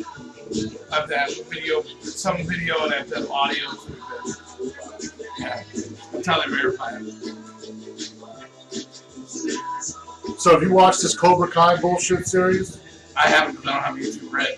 Fuck! I heard it's good. No! It sucks. It's got a weird premise. But we'll talk about it. Yeah. Spoiler alerts all day long. Yeah, that was a good set of music in there. We had the Monkees with Last Train to Clarksville. We had the Hollies in there with Bus Stop. And if that wasn't good enough for you, I don't know what I can do for you. Because we had Crystal Blue Persuasion in there as well. But hey, on this day in 1963, during a UK tour, the Beatles performed at the Royalty Theatre in Chester. The set list included Some Other Guy, Thank You Girl, Do You Want to Know a Secret, Please Please Me, You Really Got a Hold on Me, From Me to You, and that song right there, I Saw Her Standing There. On this day in 1963. Hey everybody, Mikey Slyman's here. Give it up for Mikey Slyman. Good morning! It's weird to be in here, right? Dude, it's like it's a whole other situation, bro. If you got a guard cat outside, there's a felony feline guarding the walkway. There's a dinosaur blocking the door. The neighborhood cat has been called Bob because he has no tail. Because he's got the bobtail. Yeah. He's an asshole. I don't think so. Dude, he was blocking the walkway. He wouldn't let me up. Why? You just step over him. Have you seen those YouTube videos where cats attack? Well, What if I got attacked by a cat Look, outside coming in for the 100? there's only one cool cat, and that's right there. His name's Hank Williams. Well, that's a cool cat. I'm cool with that cat. You know what I mean? But that cat outside is a stranger. No. I think he has a switchblade. He's been That's what I'm around a saying. while. I don't like him. He's got a bad vibe. And you're scared of my tortoise? I'm not scared of the tortoise, but there should be a tortoise disclaimer. Why? Well, because he's big and he has those big talons on his feet. They look like He will fuck you up. he will fuck something up. He's a dinosaur. He used to be a Ninja Turtle. I believe a it. teenage Ninja Turtle. Now he's just an old Now man. he's a 26-year-old Ninja Ugh. Turtle. Dude, he's gross. He's not He's gross. hideous, Why bro. is he gross? He's fucking hideous. Why? bro. He's cute. No, he's dude, and he walks. He's on the tile with those things. It's like Freddy Krueger, I'm bro. gonna have you feed him. Oh I'm God, gonna have you feed him. turtle stewing. So we're 15 hours in. Dude, that's crazy. Yeah, we got some cool stuff planned for today. So hopefully you can come back. Coming up, we've got hypnotist Kevin Lapine Okay. coming in around noon. We've got later on this evening, we got Brett Rigby, Steve Mitchell from Sin City Kiss. Uh-huh. And then later tonight, we've got Jimmy Ramiro, Robert Stokes, and the Escapers coming in. Okay. We also, probably tomorrow, because it's a dark day, we'll have Anthony Cools. Okay. So we've got some stuff. We got some. Well, We got Zoe Bowie that's planning on coming in, and we've got the Midnight Pajama Jam happening on Thursday. what's the when's the scheduled end time? Started Friday- yesterday at 6? Friday, 10 p.m. Friday, 10 p.m. and that's the balloon drop. That is. I see all the balloons are. Yeah. That's the whole balloon drop. We had a balloon drop on the last one. Well, we'll have to get that rigged up. Yeah. Maybe they're hiding up there. Yeah, maybe they are. Maybe they're in the little holes. Yes. Well, that sounds exciting. What else we got planned? We got anything? What's going on? What are we doing here now? What's our plan? We just we're Sit here doing and some bullshit? music, and we're talking weird news stories right now. There's a couple weird news stories going on. Right, like this one I've got for you.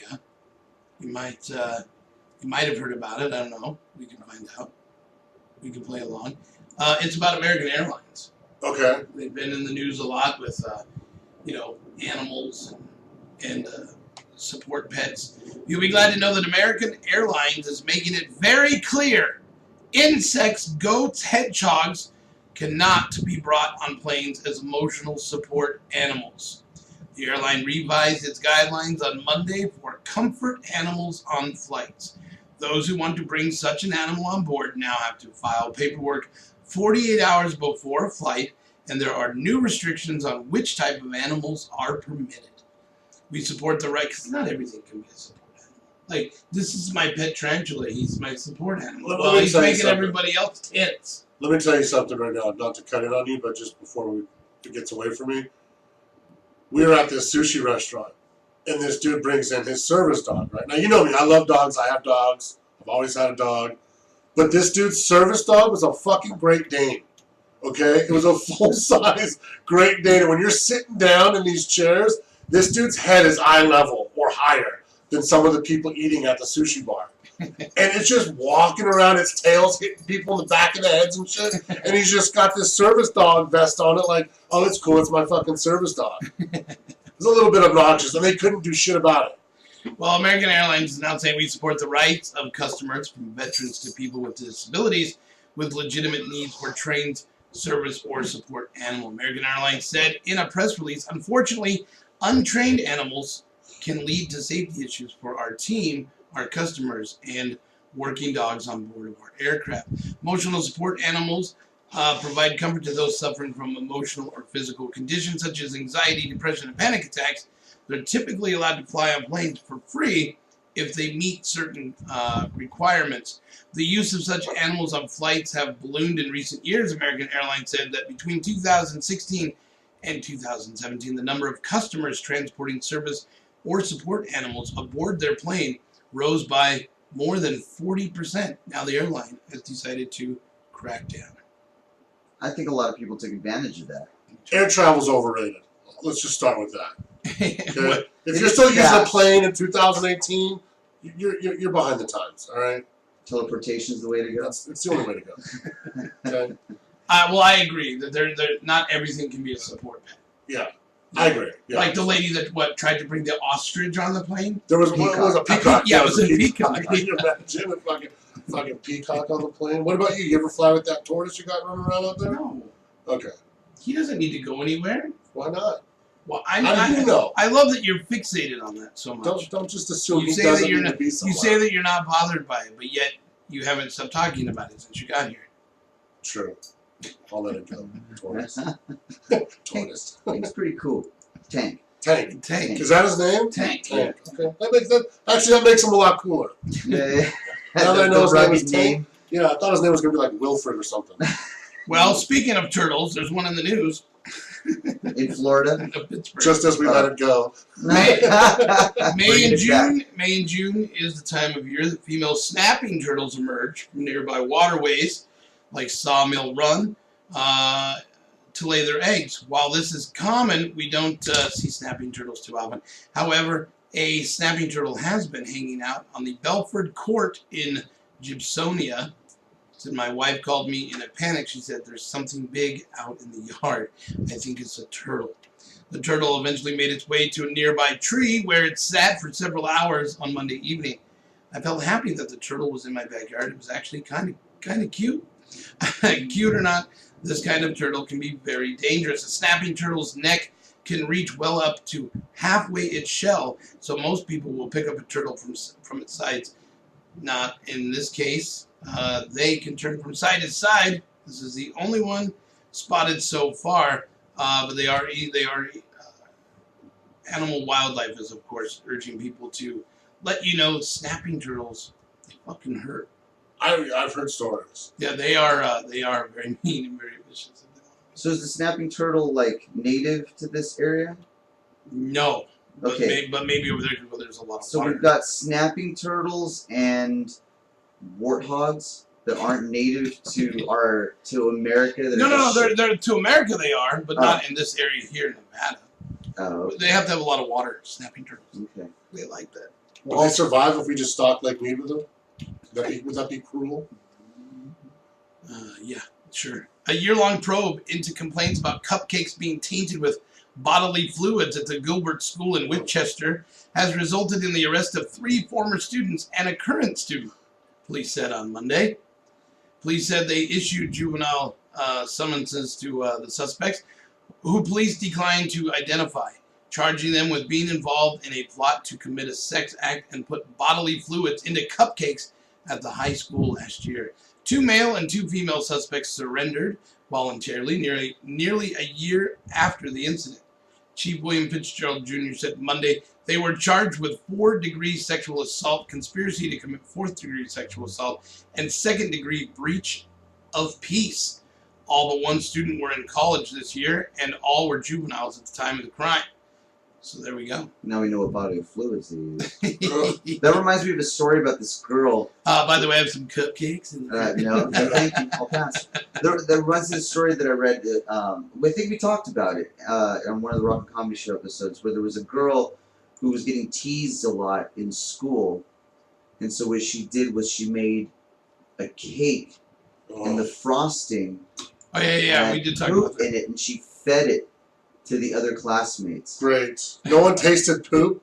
I mean, jizz you can get away with. You can mix it in with a little bit of. Especially if you've been drinking some pineapple. Yeah, but shit tastes like shit. I mean, there's no way to unshit that. I bailed out a guy one time. Maybe it doesn't. Maybe it tastes like chicken. I think they knew, but they got a couple mouthfuls in first, and most of the girls got sick. And I bailed out a client that did this to a cop. He worked at a fast food place, and the only way the cop knew is because when the cop was eating, they asked him, "How's that spit taste?" And then there was a fat loogie in the dude's cheeseburger. So you could have gotten away with it if you hadn't been boasting. Well, I think the way the cop described it was really bad. It made the news and everything. It was gross. Yeah, but It was disgusting. I don't know.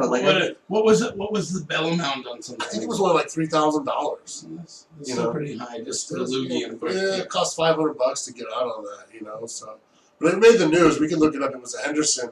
I believe it was either Henderson or Boulder City, but it definitely made the news, and it was fucking gross.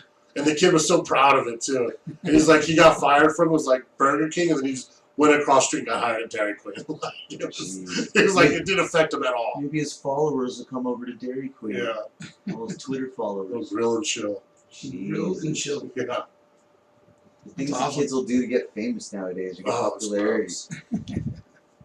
So, your new open mic has come and gone. I believe it's come and gone. I'm going to meet with them this week.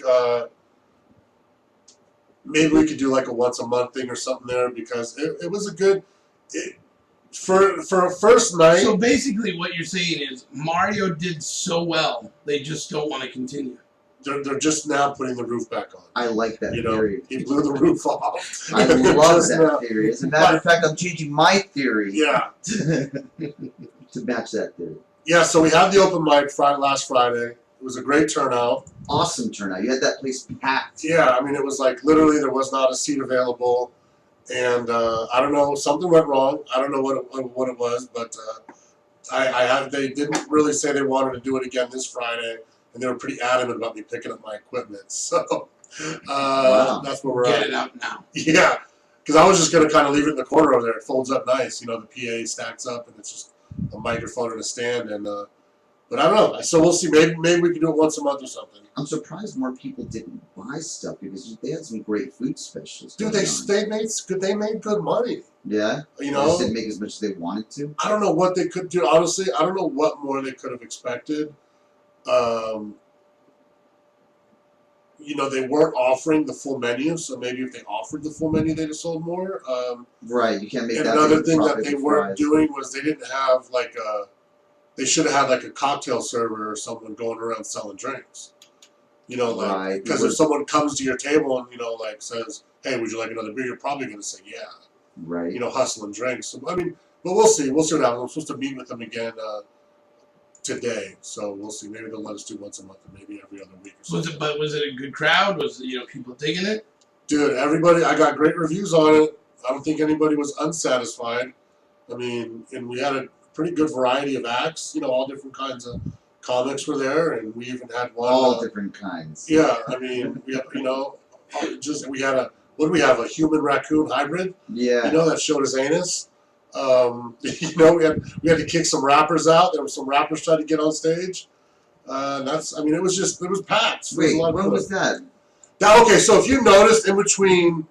So that Kevin guy went first. I think you were second, right. And Boss was third. Right. So in between 1 and 2 and 2 and 3, I was a little bit off. on like the hosting part Okay. because we were in the middle of like getting rid of those guys. There was a gap, and then to be dickheads, what they did was they crossed a few comics off.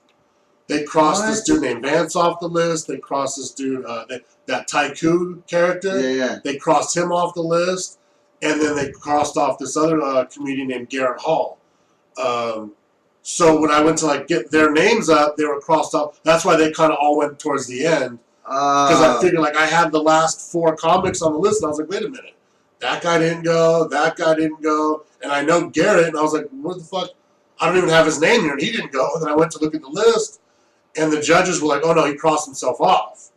And I was like, so I went over and asked, I was like, why'd you cross yourself off if you're still here? Right. You know, like, why are you here if you crossed yourself? And he was like, I didn't cross myself. And then we figured out that those rappers, because they were also crossed off their names. And I was like, oh, what a bunch of pieces of shit. Douchebag. Yeah.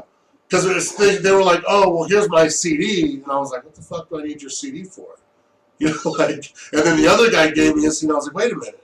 It's not that kind of open mic. And then I looked at their names, and one dude was like Soldier, and the other dude was like some other name. And I was like, wait a minute. You guys are rappers. The mic is closed. I don't want to judge or anything, but all the numbers are adding up. You're definitely a rapper. You know, there was like a little group of them, and it was kind of funny, and then they were kind of being a little riff-raffy, so like it kind of threw me off. Were they the ones who were hanging out by the door, like on that area? No, they were, when you kind of went towards the back, Okay. they took up like one table, there was like 5 of them. Okay. You know, and then they're like, oh, well, the flyer didn't say that. And I'm like, that's weird because I didn't advertise it. It does to say any, comedy open mic on it. you know, like that. And like, I only advertise it to comedians, you know, like in comedy groups. Right. You know, like maybe someone got, I don't know, maybe someone got a hold of the flyer and just thought it was like because I know like Money Plays will do whatever, and they'll put you like, it's like a bringer show, like, Right. you know, and it's like, oh, you brought 10 people, you're first. Right. And you get 10 minutes. You're like, oh, shit. I've been here for 2 hours, but you're by yourself. You're not even going up. You're like, fuck. Right. Well, I'm really funny. Well, I mean, Obviously not because nobody's here. Yeah. it's something else they could have asked before doing that. I'm sure, like, you know, and plus if there weren't like 40 comics there, then Yeah, and it was packed, and like I said, there was a lot of different styles of comedy were there. It was. I thought it was a great show. it was a good mix of everything. And if you were a guest at the show who wasn't performing, you got a hell of a free show. Right. I mean, you can't get a free comedy show like that. Not with that much variety. Yeah, so it was a good turnout. So hopefully we'll be able to bring it back at some point at some level. We are at 15 hours, 21 minutes, 52 seconds, everybody. Excellent. We are moving along nicely. Well, I wanted to stick around to say what's up to Mikey, but I think I'm going to fall out, guys. Let's get your opinion on this story first. Okay, I can do that. Because I know how you love the millennials. So much. You know, I just found out I'm a millennial. But you're one of the good ones. Yeah, How old are you? 36. No, there's no way you're a millennial. I'm Yeah, they 38. say it goes from 81 or 80 to. No. You're part of another group it's like a micro generation. They reclassified it. Like millennials are like born in like the 90s, I think, like early to mid 90s. Like I forgot the name for the. Pussies. Well, I'm talking about the mic. Sissies. Snowflakes. Anyway, we'll say this article is proudly sponsored by Spunk Lube because it is National Masturbation Month, everybody. And it's involving millennials. And it involves millennials. Okay. So you can hate on millennials all you want, but there's at least one area where they have the old guys beat. They may be lagging in social skills and have weaker handshakes, but millennials know how to get down with themselves. A recent survey found that 50% of people aged 18 to 24 masturbate weekly, which is apparently higher than any other age group. A sex toy company put the self-pleasure report together. It is the world's largest survey on masturbation. It uses data from 13,000 respondents aged 18 to 74 in 18 different countries. In addition to millennials, masturbation habits, the survey produced some interesting findings on solo sex worldwide. In America, 92% of men and 76% of women say they do it. In the UK, those numbers are 96 and 78%.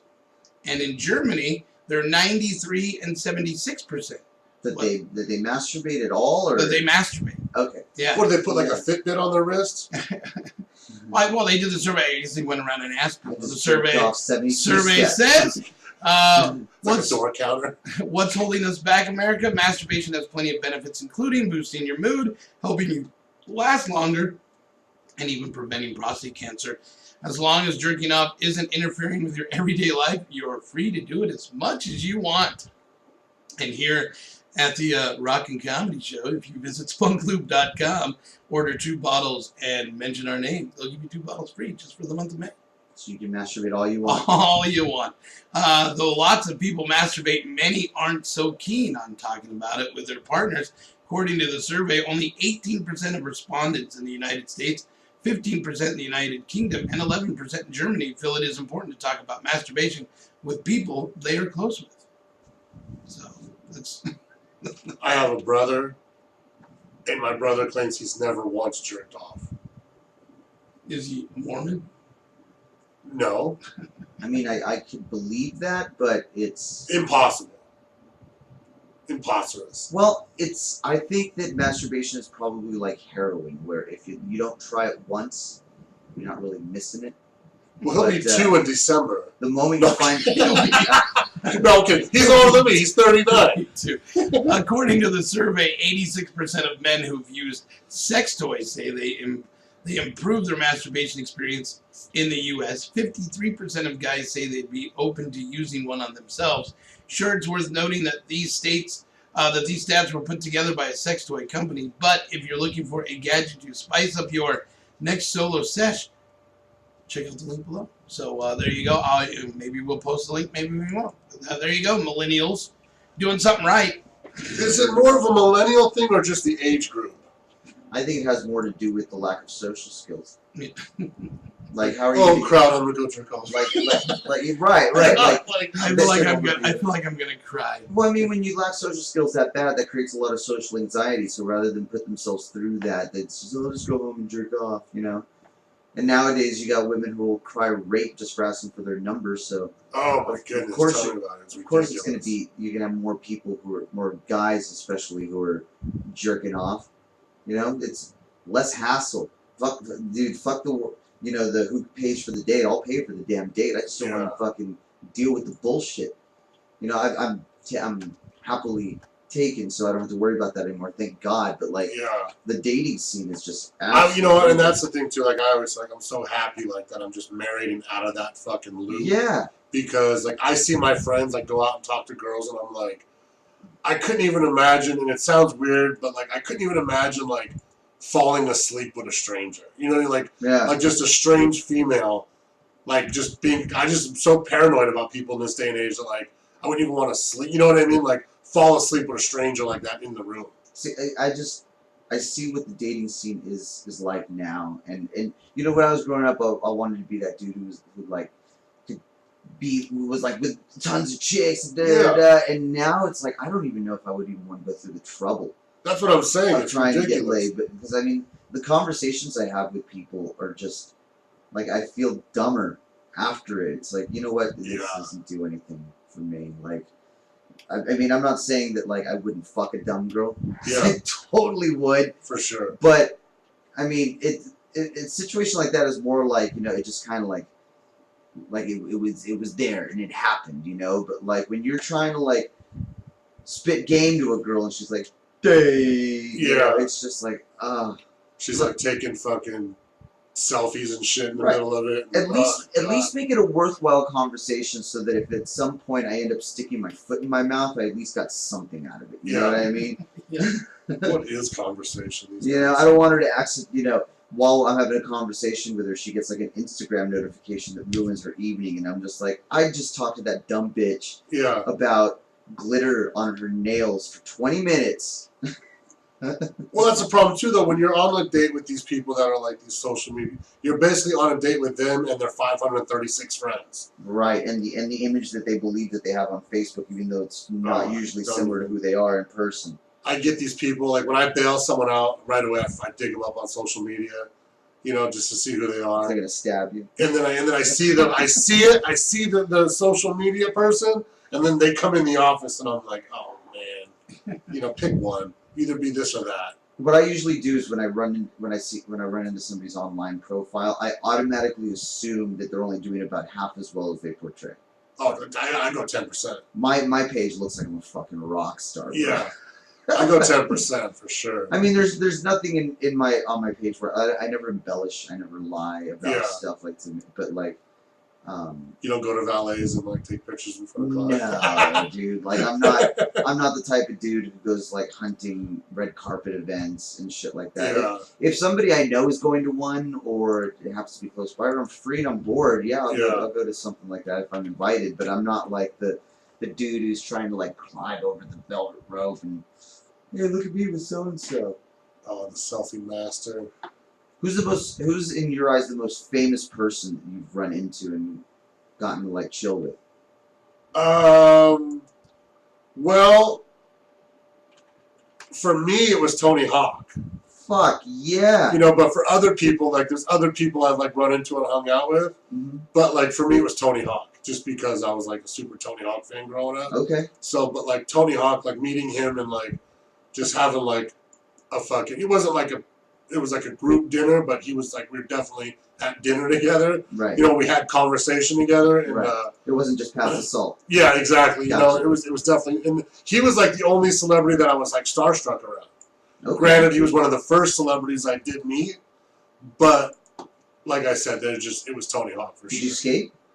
Not really. I was not I had a skateboard. Mm-hmm. I was always more like the fat kid in the skater group, and I hung out with a bunch of skaters. Did better on downhills? Did a lot better on downhills. I was more of a transportation skater than a trick skater. I could skate from point A to B, and I would skate to keep up with the group. And then when my friends would skate at skate spots, I'd break off and go do some graffiti.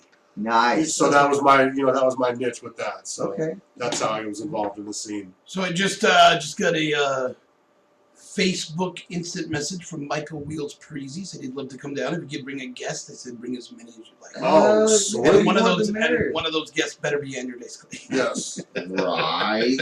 Or an attractive female. Yes. Yeah. It's been a bit of a sausage fest for the last 15 hours.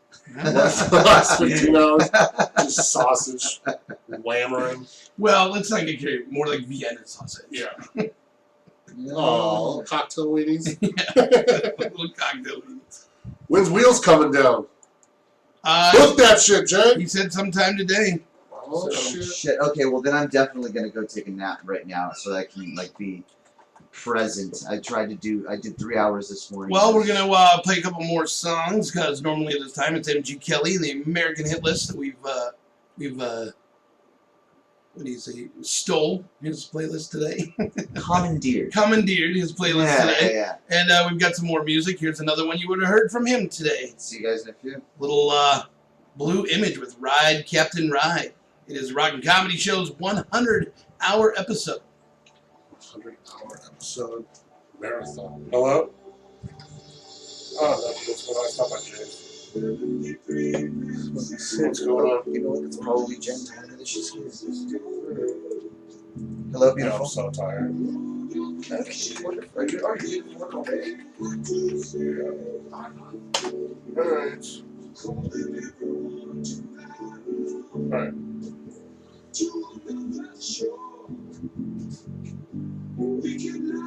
Always come by in a few minutes. Who is?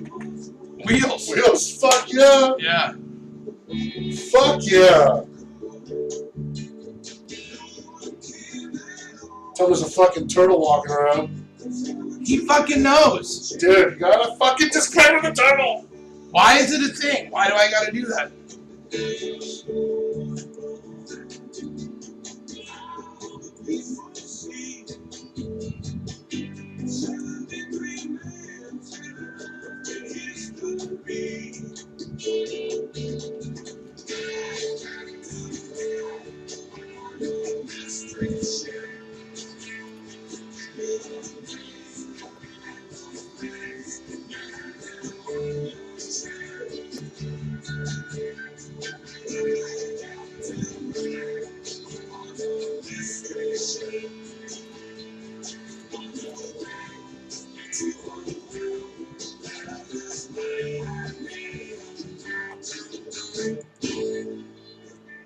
Been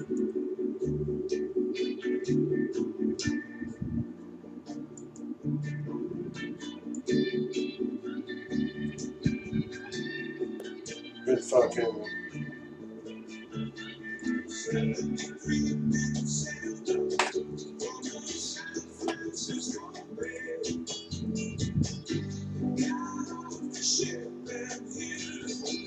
You know when Wheels gets here, it's gonna be crazy. I'm ready, bro. You know that.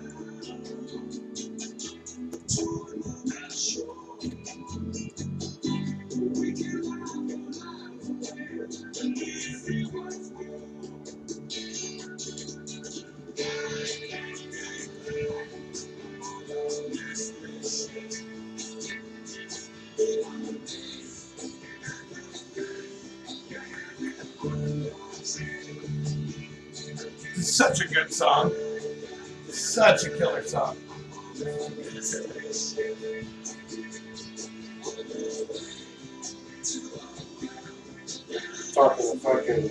Talking to the sheriff on Facebook. Or the new sheriff, if he wins. Tim Bedwell. Trying to overthrow this Joe Lombardo character.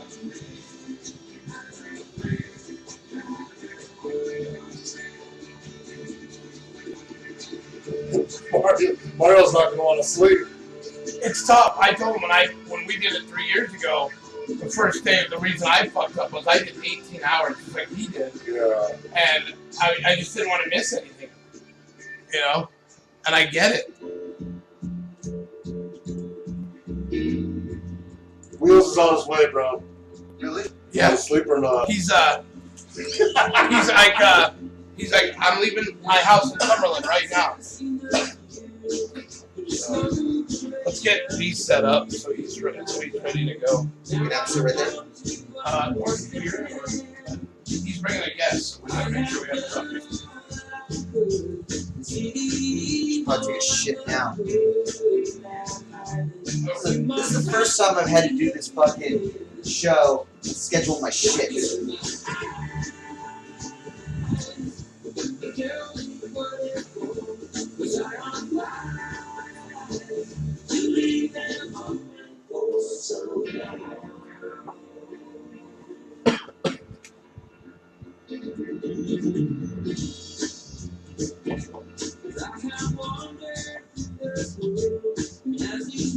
I got fucking Tim Bedwell running for sheriff. Okay. Asking for my fucking endorsement. How crazy is that? No shit. Yeah. That's nice. Dude, love the shirt. I just realized. Oh, nice. My uncle was a pilot. When I was a kid, like the SR-71, I had a big giant poster, but I thought it was the coolest thing in the fucking world. My uncle was one of the last guys to actually fly that SR-71. Yeah. That's rad. That's And, maybe we can get him on the show one day. just call in. You know, he's got some like crazy Nevada history, dude. That would be great. Crazy That would Nevada be great. history. Oh yeah. Him and all his boys worked out at the test site. They know a lot of shit, dude. It's a crazy world out there. Oh, I bet. I bet there's a bunch of shit we'll never know. Yeah.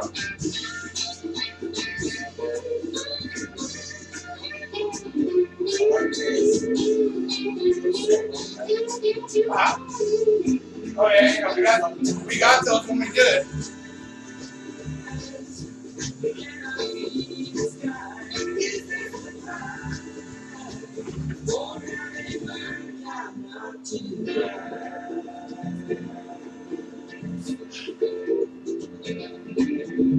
You know, like this age, you gotta be so PC with everything you say.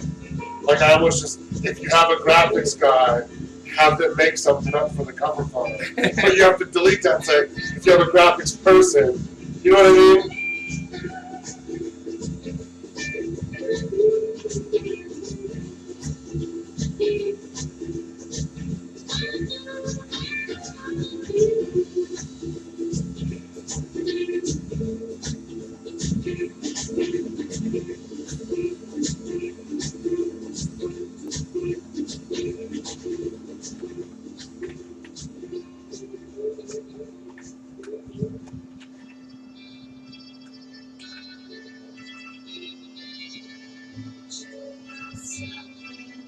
alone on the river. Good tangerine trees and marmalade skies. Somebody calls you the lights of light slowly, and you're with the lightest of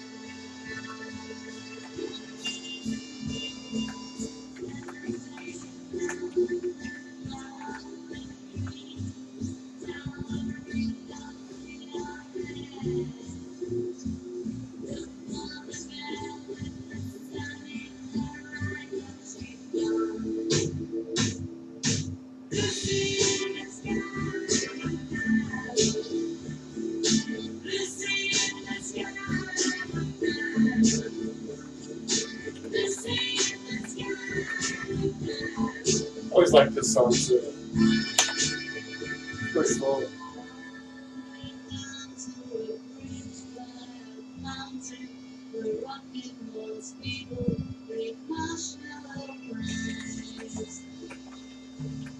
Everyone smiles as you drive past the flowers. It grows so incredibly nice. That was amazing. Oh yeah. And I just went, this is what it's all about. This is what, if I'm going to get on stage, I got to give it everything I can give in that moment or fuck going on stage. And the Ramones. Oh, You know, it's just so to go dope. back to them, I mean, I remember one time Joey actually said, we wrote this song for our friend Stephen King for Pet Sematary. Yeah. I think that was the most he ever said on stage besides 1, 2, 3, 4. Yeah. It's true. Because they didn't believe in stopping. They didn't believe They in didn't waste your slowing time. down. There's people doing things. We got stuff to do. We got to go places. Jay's got to go shopping. I got to go pay my mortgage. And what's also funny about Why waste your bands like time? that is the amount of other artists who were so inspired by them. Mhm. You know that Bruce Springsteen wrote a song for the Ramones? Yeah, Hungry Heart. Yep, and then he wasn't allowed to give it to him. That's right. His manager was like, it's too good. Don't Mhm. give it to him. And it's funny because nobody believes it until you think about it. And you think about how Joey sings. Oh, yeah. And It's Joey totally. couldn't hold a note. Yeah. You know, but he could do good. Yeah. It's a Ramones tune. He's all Ronnie Spector. Yeah. Joey. He's a Ronnie Spector disciple. And That's all Joey. and so many of those guys. And I mean, you know, the Boston's were another. And what I loved about the Boston's Boston's a great band. is I got very, very fortunate. I got to meet Dickie Barrett Cool. and the saxophone player Kevin at the time. And those guys, we read, actually kind of became pen pals for a little while. Cool. When they were in town, you know, got to talk to them here and there. They saw me doing magic outside their show. That's how we kind of met. And the Dickie inspired me on a lot of levels because the other thing about the Boston's where they had that energy, they were so friendly. Mhm. You could, and the funny thing is, like, people think of the Ramones, black leather jackets, black chains. I never got hurt in a Ramones band. Never, ever. Nobody would let It you was, stay on that so ground. sweet. Mm-hmm. It was men, women, children, and everybody was smiling Yeah, and dancing. And with the Boston's, what blew my mind, and what I never forgot, they were never backstage. Right. Everybody who went to a Boston show, if they wanted an interaction with the band, they could have gotten one. Right. It's true. And many years later, they helped me get on Lollapalooza when it was in Detroit. Wow, And I that's great. remember hanging out second stage with Dickie as he was watching some of the artists. And it was funny because some girls in front of us were talking about the cute singer from the Boston's. But it was raining, he had a poncho on, they couldn't see him. So after the band on stage finished their set, Dickie went, all right, screw it, it's time to work. I didn't know what he meant. He takes off his poncho, puts on the sunglasses, roughs up his hair, boom, he's Dickie Barrett. Wow. And for the next hour, just sits out there, Yeah. just signing autographs, talking to people. Nice. Throughout my entire career, of all of these amazing people I've been able to meet, less than 15% of them have ever been jerks. Right. But the jerks taught me I didn't want to be jerks. But it was the guys like that who I went, they care about everybody at their show. Mhm. And what I used And to it's teach, sincere. very sincere. Yeah. George Burns once said the secret to all performing is sincerity. As soon as you can fake that, the rest of the shit's easy. But no, it's being truly grateful. Like when I look at my show, Mhm. the tickets are $29.99 plus tax and fees. I mean, if you look around, of course, it's Vegas. You can find discount tickets. Sure. But even at discount tickets, you still probably, after taxes, worked about 2 hours Mhm. to get tickets to my show. Mhm. You brought a date, so now you've worked 3 or 4 hours You could have gone to a movie. Yeah. The special effects are going to be way better. You're right. But you came to my show. Right. Not Where only you're did gonna you get give me- napkins thrown. Yeah, damn right you are. But not only did you give me your money, you've given me your time Yeah. and your vacation time. Mm-hmm. I owe you Yes. the best that I can give you Yes. because you gave that to me. Yeah. And that's always It's been not their privilege to see you. It's your no, privilege. it's my to privilege to entertain them. perform for them in every way, shape, and form. Yeah. Always. And it was there's something that I started calling blue collar punk, Mm. which I put like the Dropkick Murphys, Mm-hmm. the Bosstones, the Gaslight Anthem, Mm-hmm. bands that are never going to be the huge arena bands, but they're going to be the blue collar bands that are doing clubs 250, 300 days a year, and going out there and working. Yeah. Oh yeah. Yeah. And that was the environment I grew up in. Me too. Yep. Same way. Also, now talking about New York, Detroit had this thing as well. Detroit taught me be good, get to the point, or don't be on stage. Yes. Do not waste my time. Yeah. Definitely. And I think that, that kind of a scene destroys a lot of people. Mm-hmm. Because, oh my God, I don't know what to do. One of the first big gigs I ever did, it was at the State Theater. That was like one of the first union houses I ever played. Wow. Where the guys came out, unloaded your stuff, put your stuff on stage, loaded it. Like my first time feeling like a rock star. Yeah. Sure. But I remember the stage manager coming up to me going, Mr. Lopine, yeah? You scheduled for 20 minutes tonight? Yes, sir. Okay, if you do 19, you're my best friend. If you do 21, you'll never work here again. Have a good set. That's great. Nice. But these are guys who, as it was later, and I liked the guy a lot, Yeah. but as it was later explained to me, if you have 10 acts, Mhm. and they all just go 5 minutes over, Yeah. well, now the headliner either has to cut 45 minutes out of his act, or you've just gone 5 minutes into overtime, which now means 4 hours of overtime for all 50 people they have there. Right. That's how much money your 5 minutes just cost. I remember working in television when some actors would come like an hour late. They were big stars, so they thought they could get away with it. And you would just think, how many people's salaries are getting affected by this because they gotta go into golden time or overtime or whatever they call it. And we're talking like it could be hundreds of thousands of dollars just for a Tuesday. Yeah. Just because you decided to roll in an hour late. An hour, not even 5 minutes. And there's That no mentality, I just reason never for that. exactly. I never understood it. And it's funny because a lot of those people, and you can't say everyone, but the funny thing is I've noticed with a lot of those people, as soon as they stumble, everybody kicks their legs out from under them, and you watch these people just go into a career spiral. On the other hand, those same actors who showed up 15 minutes early, Mm-hmm. shook hands with the lighting guys, Yeah. talked to the camera guys, found out where the directors wanted them to be. Yeah. When they stumbled, 100 hands grabbed them by the back of the shirt, Always. lifted them up, and made sure that they couldn't go to the ground. Always. It's when you. Henry Rollins put out that one thing at I'm sure you've seen the meme he posted it at a festival, talking about how hard the stagehands work. Uh-huh. If there was any justice Yes. in the world, Yeah, they would get the money and do it. Yeah, totally. theirs. He's right. Mm-hmm. He's totally right. There's I mean, the people that work for you and set up everything and then disassemble everything work 5 times harder.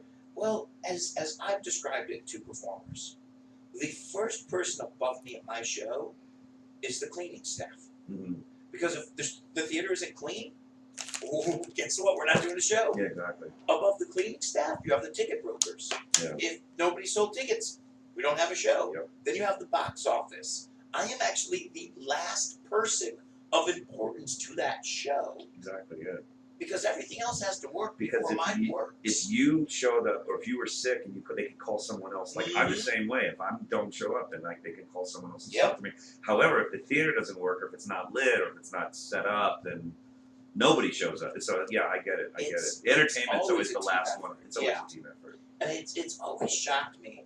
And what I found funny is all of the people who had that negative attitude and were surprised when they're like, well, why aren't people responding positively to me? Yeah. Because you're treating everybody like a jerk. Completely.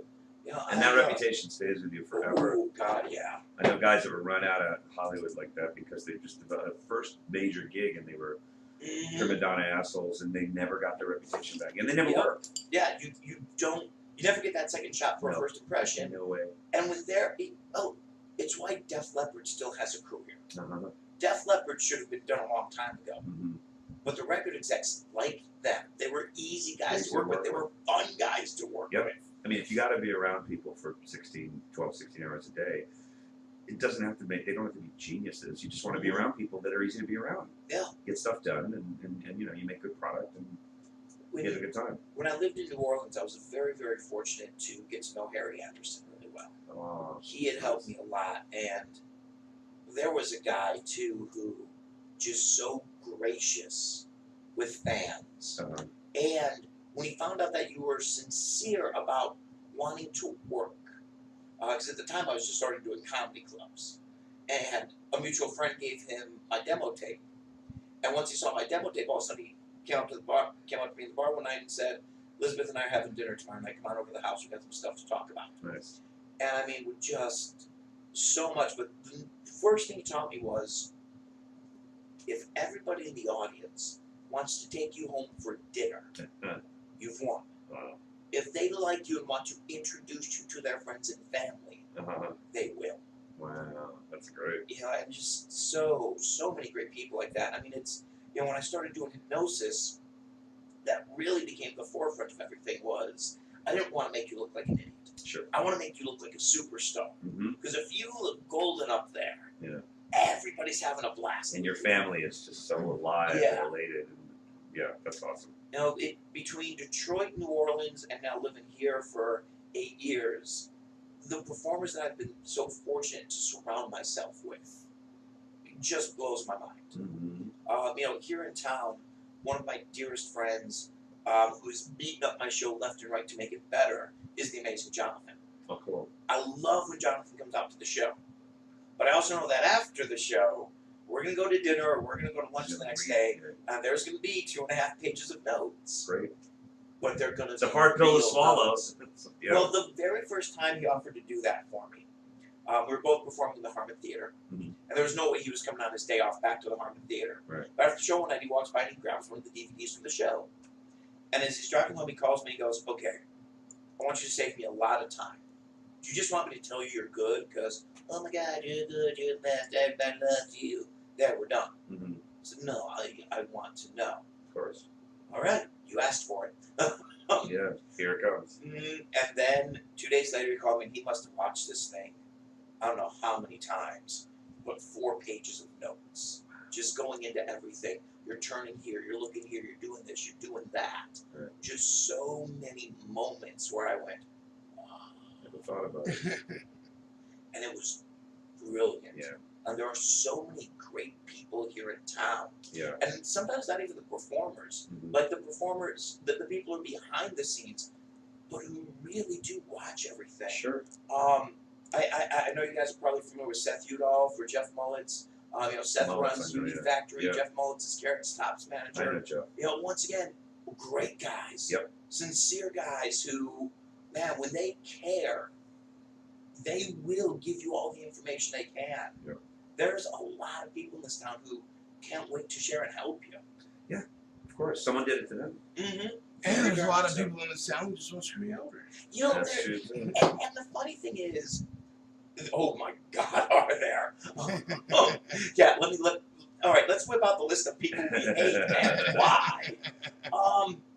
The one thing that all right, Jay, you're gonna fall into this one beautifully because, all right, let's look at the group of people who will screw you over in this town. I would say that 75% of that group are not out to screw you over. 75% of them are just flakes. Yeah. I Yeah. mean, think about the people For that sure. we've worked with. Absolutely. Who, 100% you're agree like, with that. oh my God, I know. Look, if this person was doing it intentionally, I'd put a bullet in their They brain. all have an agenda. Yep. And the problem is, half the time, they're not smart enough to realize how their agenda in a moment is counterproductive to everything that could help them. Yeah. You know, now there are the 25% scumbags out there who are more than glad to steal your money, rip you off, screw you over, and leave you on the side of the road broken and crying. Right. But, and once again, I'm not trying to knock anybody who has had an unfortunate experience.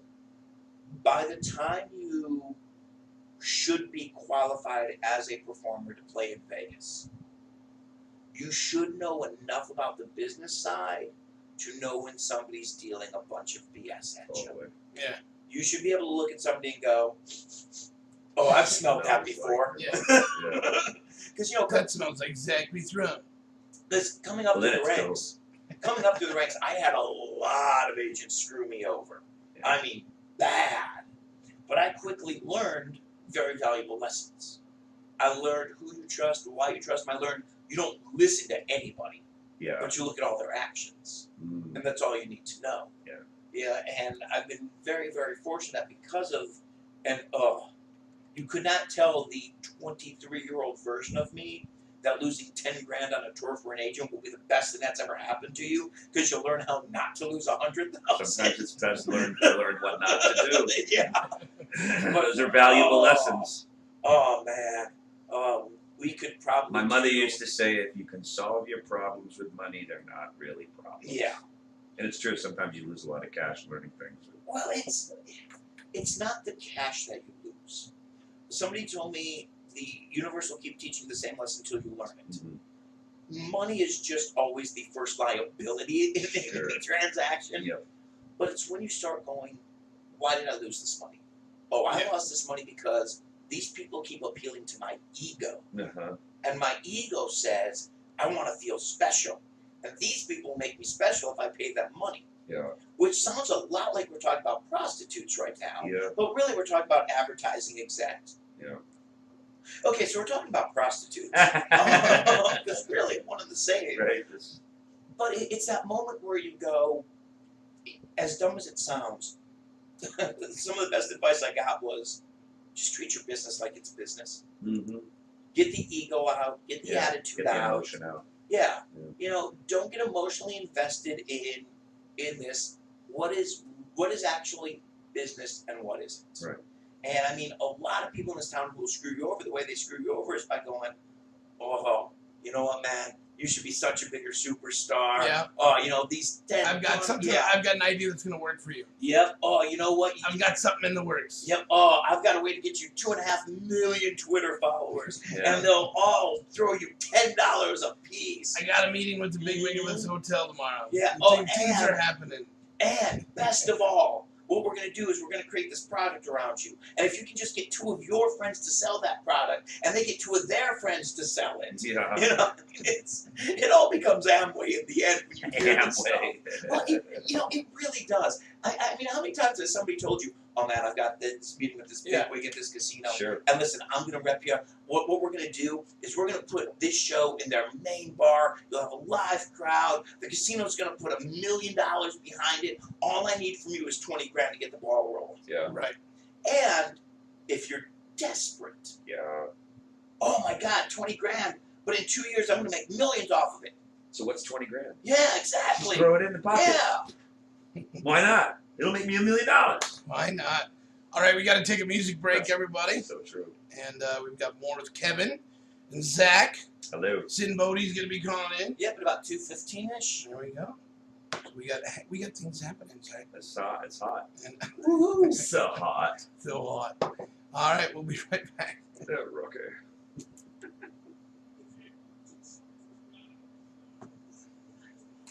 Hey, what's that? You have 2 commercials running? Oh, I know what that is.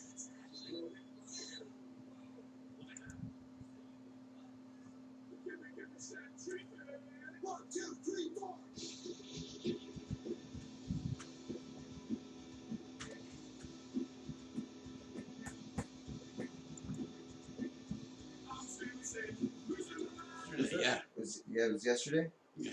I just saw the news story today, and so I was looking for songs about news, and I ended up finding a remix of the this reporter who got real mad It's like, what the hell are we doing out here? What the fuck are we doing out here? And then they remixed it with the auto tune like they did the Hide Your Kids, Hide Your Wife guy. It was actually kind of funny. It's definitely funnier with the video, Right. but it was enjoyable. Yeah. Well, it's good, man. Well, we got some other news to tell you about. Oh, yay. Port St. Lucie, Florida, our favorite place here on the Florida, Rocky Jesus. Comedy Show. African warthogs, not surprisingly, are not native to Florida.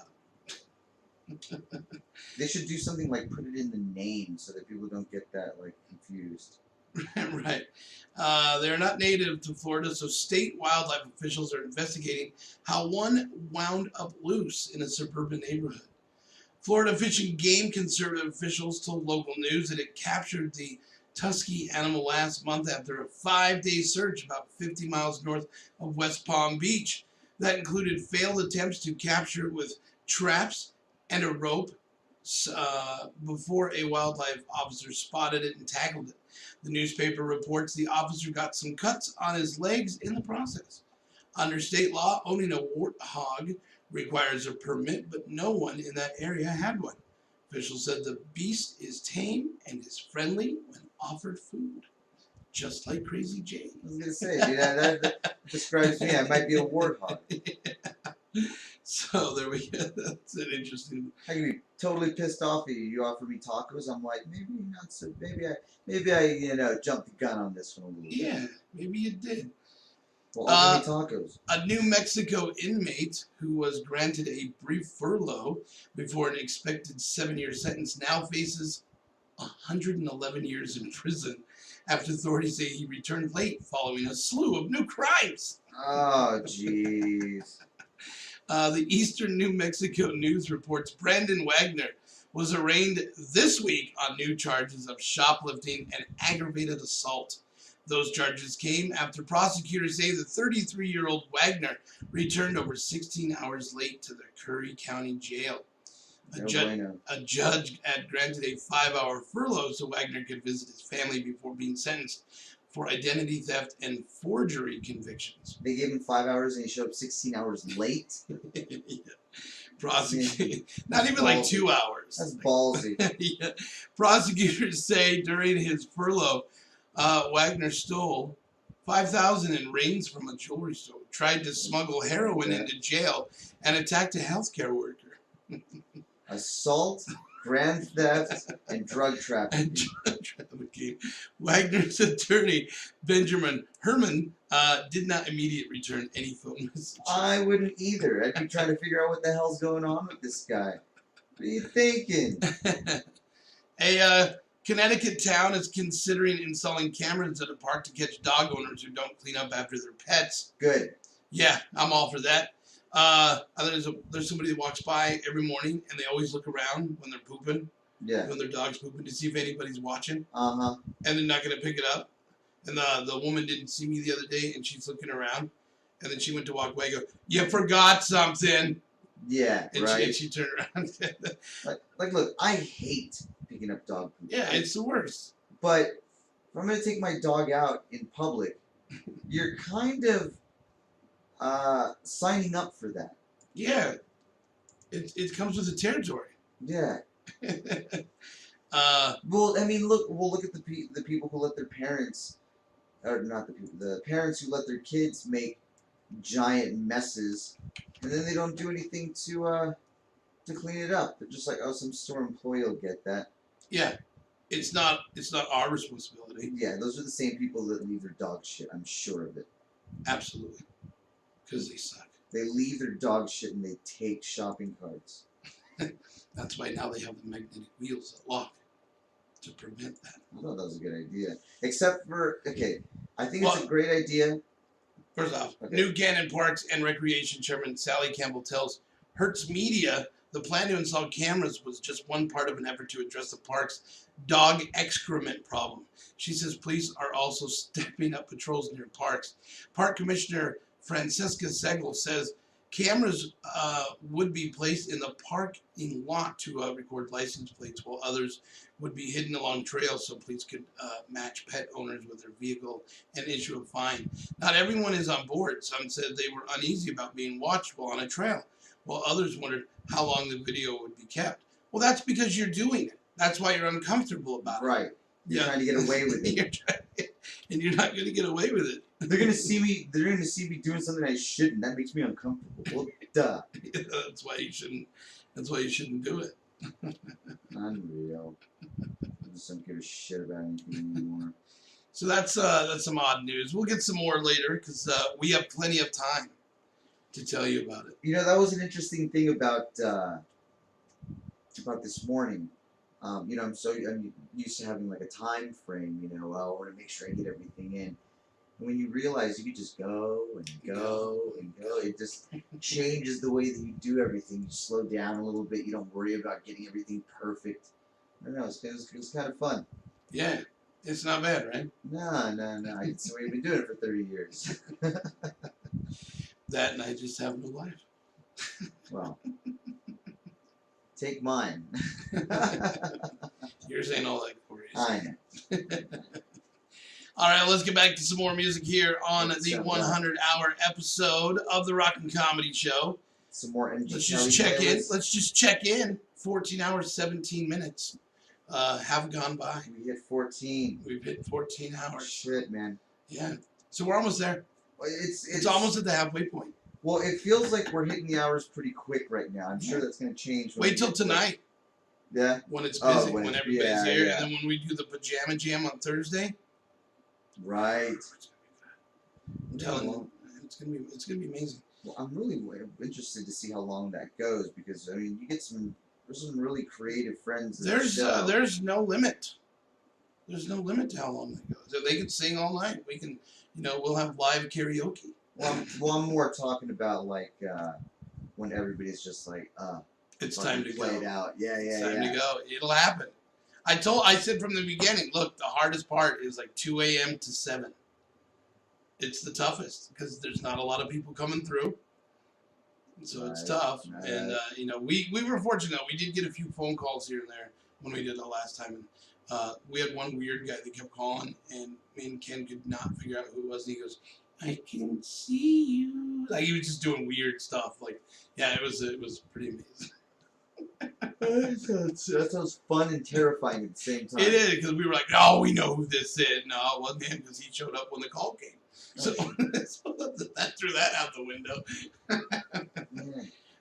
Let's not forget, tomorrow morning, General Manager Don of the Black Bear Diner going to be coming in. Awesome. Hanging out. He's got some great stories about some of the celebrities that come in early morning, like Nick Cage. Okay. Ace Frehley's been in there. So, he's got some cool stories. He'll talk with us. He's not getting in here without bacon. So, he better plan on bringing some bacon. Word. I will run security on that episode. I'm sorry, you don't have bacon? You can go back and get it. That's right. We haven't done 28 hours for you not to bring bacon. We deserve to be rewarded. So, anyway, let's get back to it. Here's the Kinks, everybody.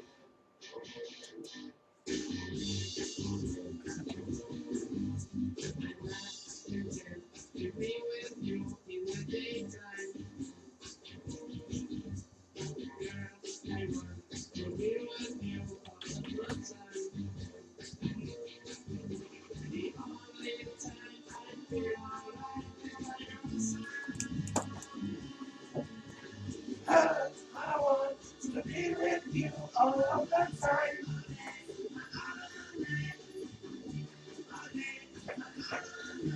Hey, you can say that I know you're out.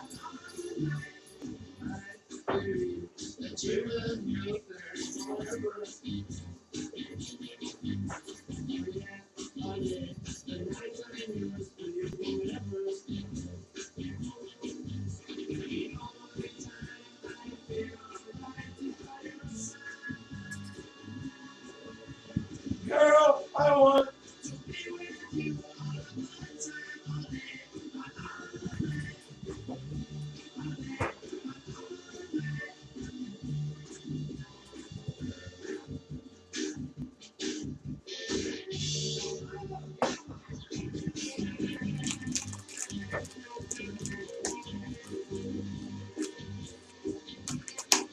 want a nice cold. I'm good, dude. Oh my god. Actually, you know what? I'll talk. It's awesome. Yeah. Then I have all this work with the beer and fuck it. It just wakes you up because it's cold. Thank you, dude. Bye.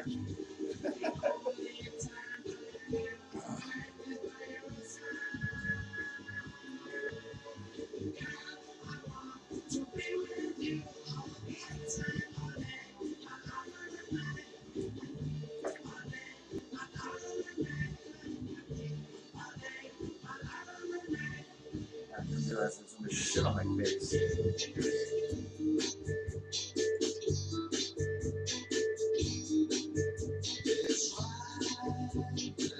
I love this song. Such a good tune.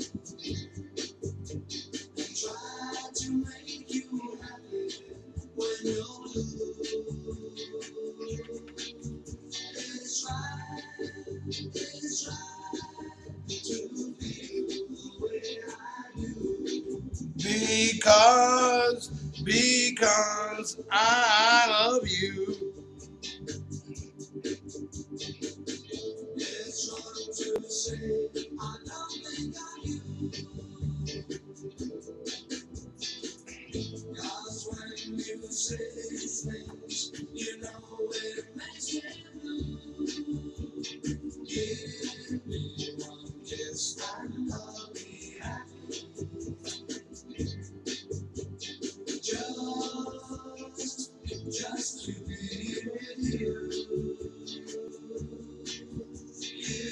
Oh, and there's also a ton of sodas when it starts getting low. Josh brought a whole bunch. Fuck yeah. And starts talking over again.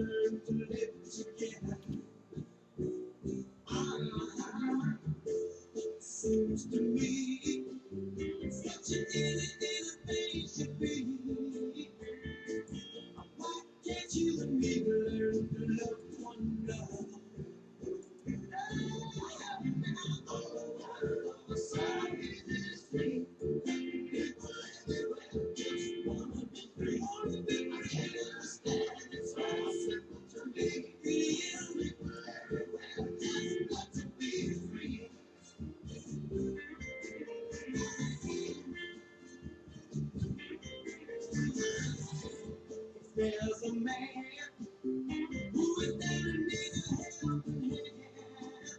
All it takes is you to understand and to pull it through. It seems to me we got to solve it individually. And I'll do to you what you do to me. Say no, I shall not allow to see.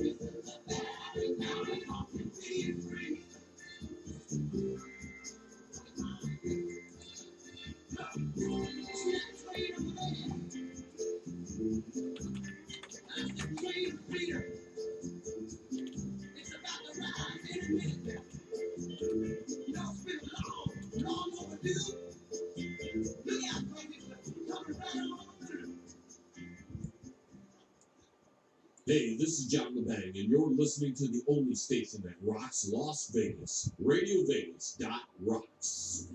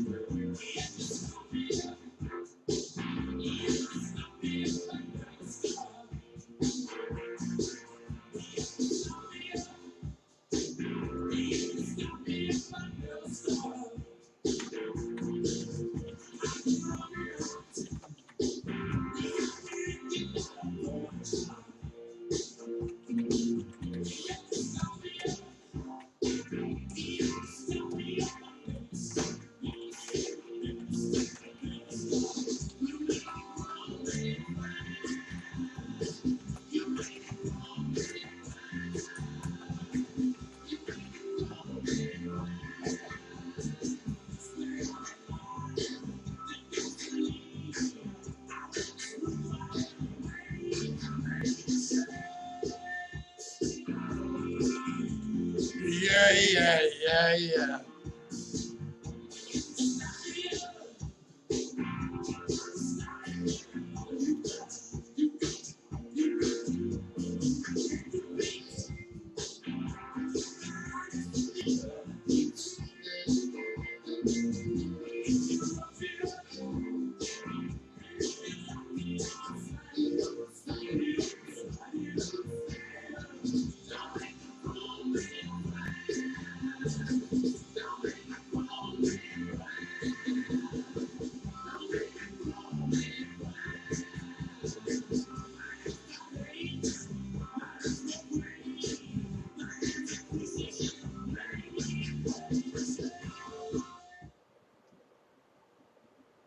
Okay. We're Wow. recording now. Well, that's not Facebook Live. No, it's not. Are we on Facebook Live? Yeah. Look at that. Look at that beautiful mug right there. There it is. Hey, we're on 2 mediums, bro. Is that a chaotic cam over there checking in? No. Kim Winkleman and Elizabeth Higgins. That's all we got? We got likes popping up. Yeah, likes, yay, thank you. And laughs. And laughs. Been awake since 10:30 p.m. last night and now 2 p.m. Who said that? Elizabeth Higgins. Elizabeth Higgins is a trooper. She didn't want to miss a moment. Love that girl.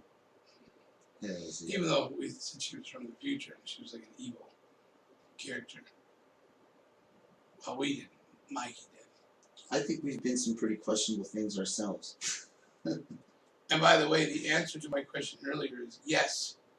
The sidekick that helped Magnum and Magnum PI was Higgins. Higgins. Yeah.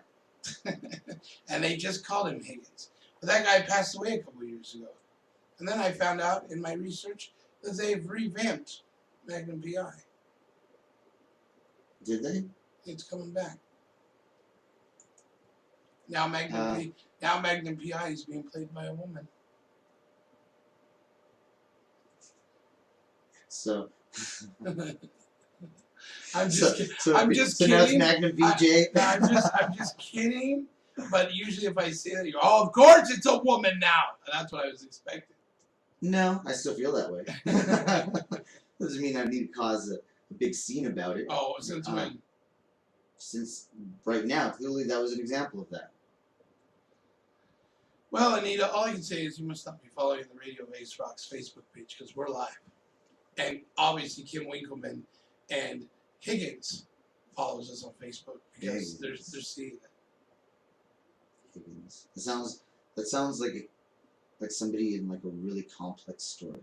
Yeah. And then Higgins. Yeah, it sounds like a really cool sexual position.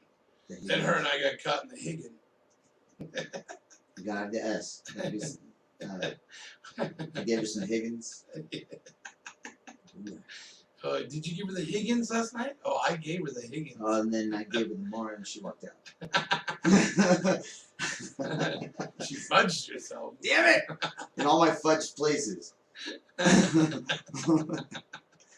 let's do another Mad Lib bucket. Hey, why don't you ask him on Facebook Live? Hey, Facebook Live.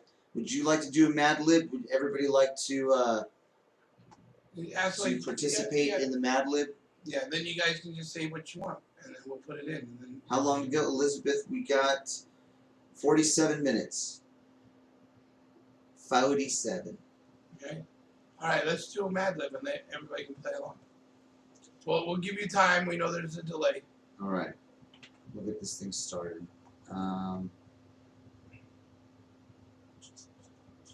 I doing?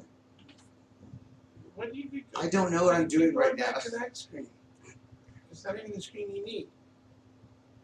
Shut up. You sound like an old American. Yeah, no, definitely should have. All right. Jay, start us off with a noun. Disneyland.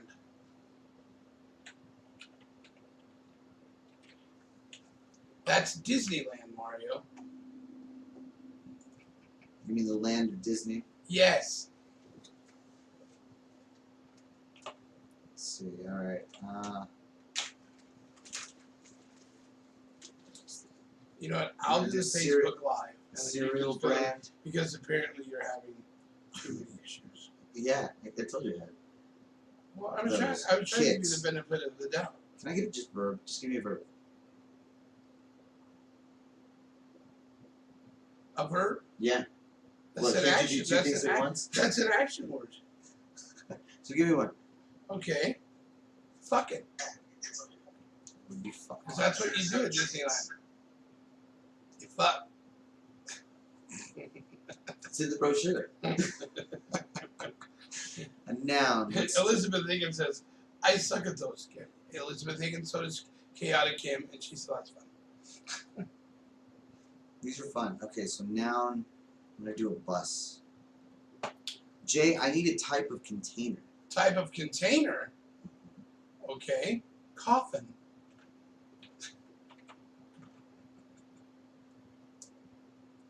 Does anybody want to play? On YouTube, there's a bit of delay because I got to type. Huh? Jay, you mine. So Elizabeth Higgins says, that scares me. Elizabeth, let us give us an adjective, please. Tell her what it is. She said she was Just- bad at English. Oh, a describing word like Something that describes, like far. awesome, Yeah. barf, Cool. Diarrhea. No, diarrhea is not. bum crumbs. That's a noun.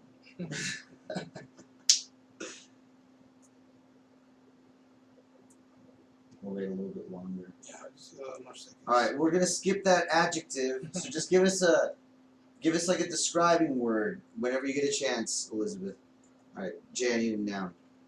A noun. It's a person, place, or a thing. Dildo. Verb and then an ing. Sticking. What'd you say? Say it out loud. People need to hear. Sticking. Okay. Plural noun. Dickie Pride's watching. Hey, what's up, Dickie Pride? What was it? I got Dickie Pride. Be nice. That wasn't a jab. What are you looking for? I plural noun. Well, I didn't hear that because you were talking about your pride dick. Plural noun. Yes. Bottles. Another plural noun. Clouds. Plural noun. A plural noun. Mm-hmm. Shitty drummer. Drummers. Shitty drummers. Okay, gotcha. We'll make it work. Verb. Spank. Adjective. Jokingly. Jokey would be the adjective. Hey man. Whatever, Mario. Just fucking put it down. Jokey. Noun. Pain. Adjective. Pass. Not an adjective. No, I'm saying pass. Pass. Oh, Use a random word. okay, you got it. Harmonious. No words. Noun, whole. Adjective.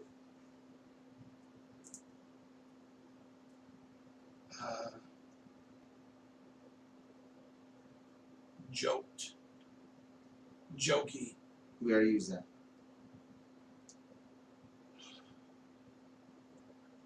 It is- Stupidly. There you go.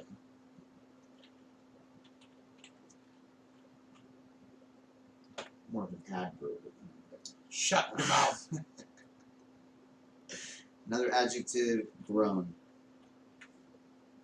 Alright. Bet you can't taste the difference. The story of fudge. Right. Compare our Honey Disneyland Tostios. Say it again. Compare our Honey Disneyland Tostios to Honey Disneyland Kick cereal. You'll fuck the taste. You'll fuck the price.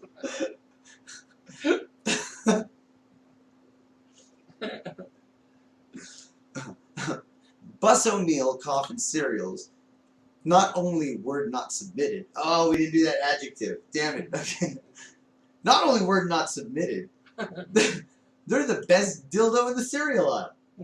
Compare Bus O'Neill cereals with the Sticking Box brands. And you'll see they contain all of the same bottles and clouds. We use only high quality shitty drummers so you can spank on the jokey pain and harmonious hole in every coffin. Make the stupidly choice of Bus O'Neill cereals for jokey pain, harmonious hole, and a grown price. It's in the coffin. Alright, down to 40 minutes, man. 40 minutes. 40 minutes. Hmm? It's pretty good. It's pretty good. Not too shabby. Something. Let's do some origami. We just I'm gonna do origami on fucking radio. for Facebook Live. We No. can talk while I'm doing No. origami. No, just do something else. Like what? Would you rather? Okay. Do we have those still up? Yeah, they're in there somewhere. Or then you're Yeah, they're down at the bottom. on the bottom down here. In the bookmark thing, you goddamn. Where is that? Open a tab and then click to the right side of the screen. You've been on here for, what, 100 hours almost? And you don't know where anything is? Oh my god. Oh my god. Boom! Found it. Let's see. And that's the moment when I killed him, Your Honor. With only 48 minutes left. You still broke the record though, so it's all good. Alright, let's see. Let me write. Down at the very bottom. Click on the one that says something about questions. It's in there with the questions. Don't say you fucking know because it took you 8 minutes to find it. But I found it.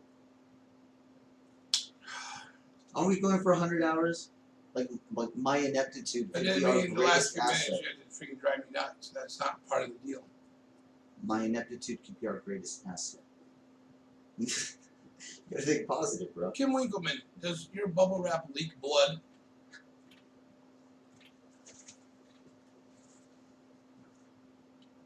Oh my god, it's in the top of the corner. Up Dog there. or cat? Oh, we already did this one. No, you didn't click it up there. It's just conversations and things. That's fucking games. Oh my god. There's different ones. The 21 questions game. Fine. What am I supposed to click on here? Scroll down. Just ask me the 21 questions. Just do something. Okay. Ladies and gentlemen, you're listening to the Rock and Comedy Show 100-hour marathon. The Rock and Comedy Show episode. The episode. We're going to do 21 questions right now as we count down the last 37 minutes of the 100-hour marathon. What do... Elizabeth Higgins says, don't hit the red button. Boom. Right. Is it okay to sacrifice one life to save 10? Yes. Would you change your answer if the one life was a friend's life and the 10 were strangers? It depends on the friend. Cold-blooded. Well, maybe I've had one friend that's been around a long time. It's maybe he's 60 years old. It's time to go. Maybe it's a school bus full of children and they haven't had a chance to experience life yet. Now, another follow-up to that. You wouldn't be able to tell them why they're killing them, but they would know it was you as they were dying. Fine. Okay, you're moving right along. They're dying. I don't care. I'll fucking step on their fingers and they're holding on to the cliff. I have invincibility. If you could be born again and choose your nationality, gender, and race to be, what would you choose and why? I'd be exactly who I am today. Good answer. I'm 100% happy with this. Bitches. All right. If you could live your life again, knowing what you know now, what would you change? The one thing, Anything. do not get involved doing radio shows with some former rock stars who think they know more than you, when in reality, they're just a big fucking cocksucker that like to be mean. Not a bad lesson. No names needed to be mentioned. What would I do differently? I take more chances. I take a lot more chances. Okay. Uh, Next. how much do you know? Oh wait. How much do you change when someone you don't know is around? Hardly at all. I don't give a fuck what people think of me. What do you want on your gravestone? Well, it was bound to happen.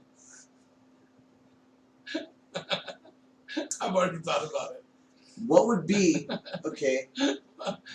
What would be your most marketable skill should the zombie apocalypse happen? Like, here I am, and I'm like, shit, I'll show you where the food is. sold. So, here's a. Actually, I think that'd be very valuable because I've watched enough zombie movies, and So you watch enough like training videos? I've got the training videos down.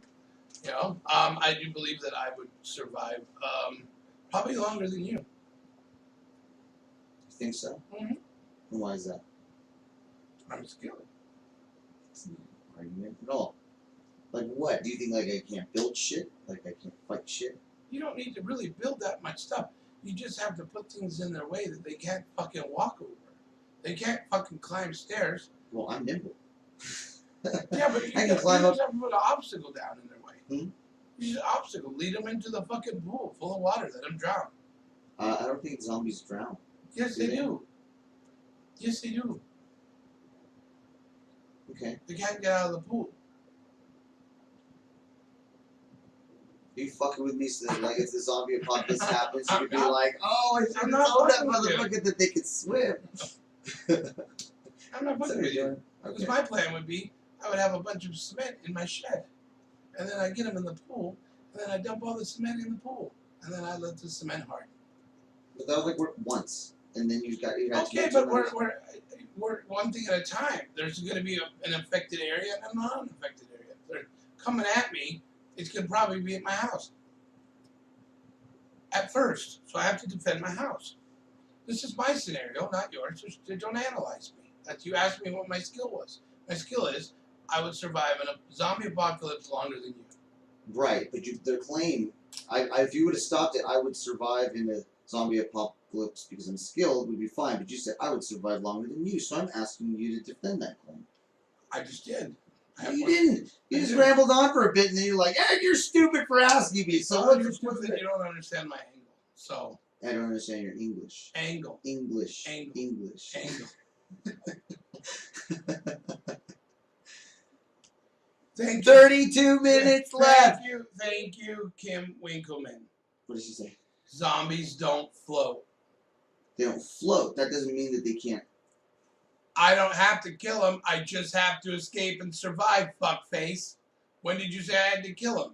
Well, if you're, how can your number one? The first thing you said was to escape, and earlier you just said that your position was to defend your Right. place. But if they can't get out of the pool, my place is secure. Okay, so there's no way for them to walk into the shallow end of the pool and then up the They stairs. can't figure it out. They're fucking dumb. Their brain is gone. Hello? Watch fucking zombie movies, then come back to me. Because as of right now, that fucking pool is getting full of cement, and they're gonna fucking stay in there. Next question. I'd still last longer, man. No, you're not even close. Let's see.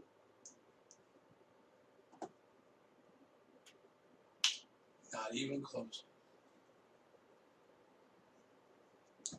Thank you, Kim Winkleman. She said if they sink, they will drown. But they don't breathe. They're dead. They do breathe, you dumbass. There's no.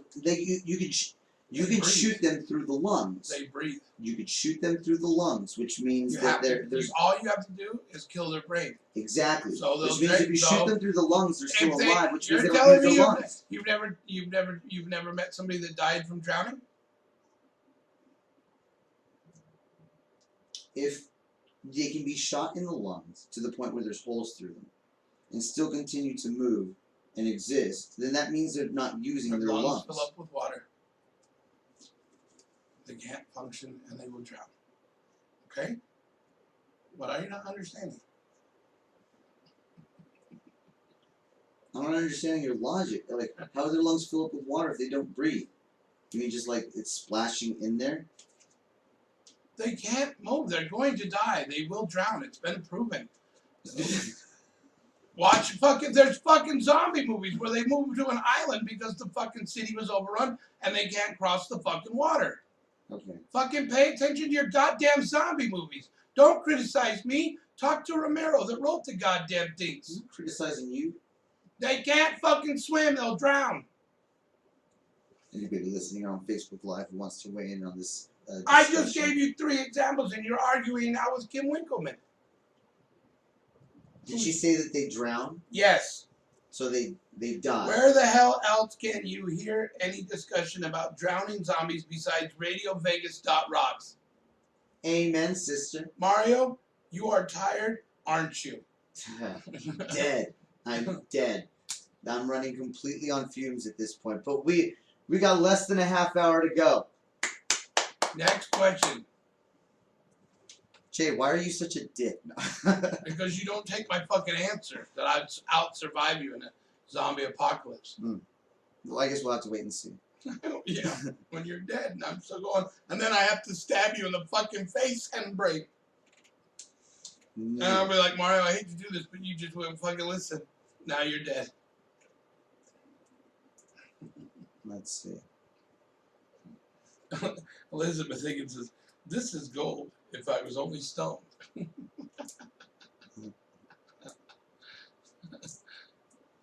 Mark this one too. I'm pulling this up for later use. What mildly annoying curse do you wish you could curse on people with? A mildly annoying curse? I'm Yeah. fucking living it right now. Focus, focus, bitch.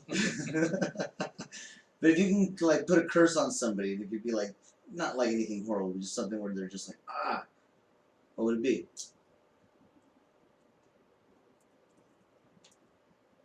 To make him experience what it's like to be a zombie drowning in a pool.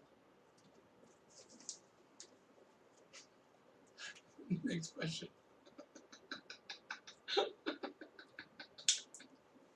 If your life was a mascot, what would it be? It'd be an ass. Yours? Yeah, probably. If my life was a mascot, it would be big fucking middle finger. Like one of those foam ones. Kim Winkleman says it would be the fleas of 1,000 camel infesting their crotch. Wait, whose? Yours. Oh, mine? Yeah. I don't think she was smarter than me. It's yours because she agrees with me about the zombies.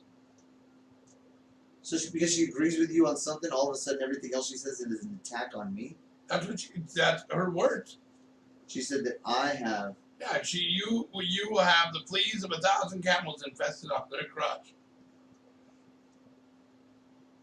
Let me read that. You've got your fucking Oh, it's Facebook up Live there. over there. If you can figure out how it works.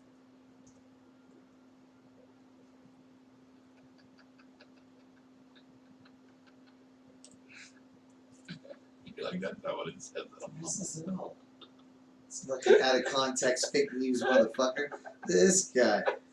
Ladies and gentlemen, I'd like to introduce CNN into the fucking studio. That's right. By the way, Mario, you're a racist. Oh. Yeah. Shit. Okay. 26 Go back to minutes. those questions. They're great because you're stupid.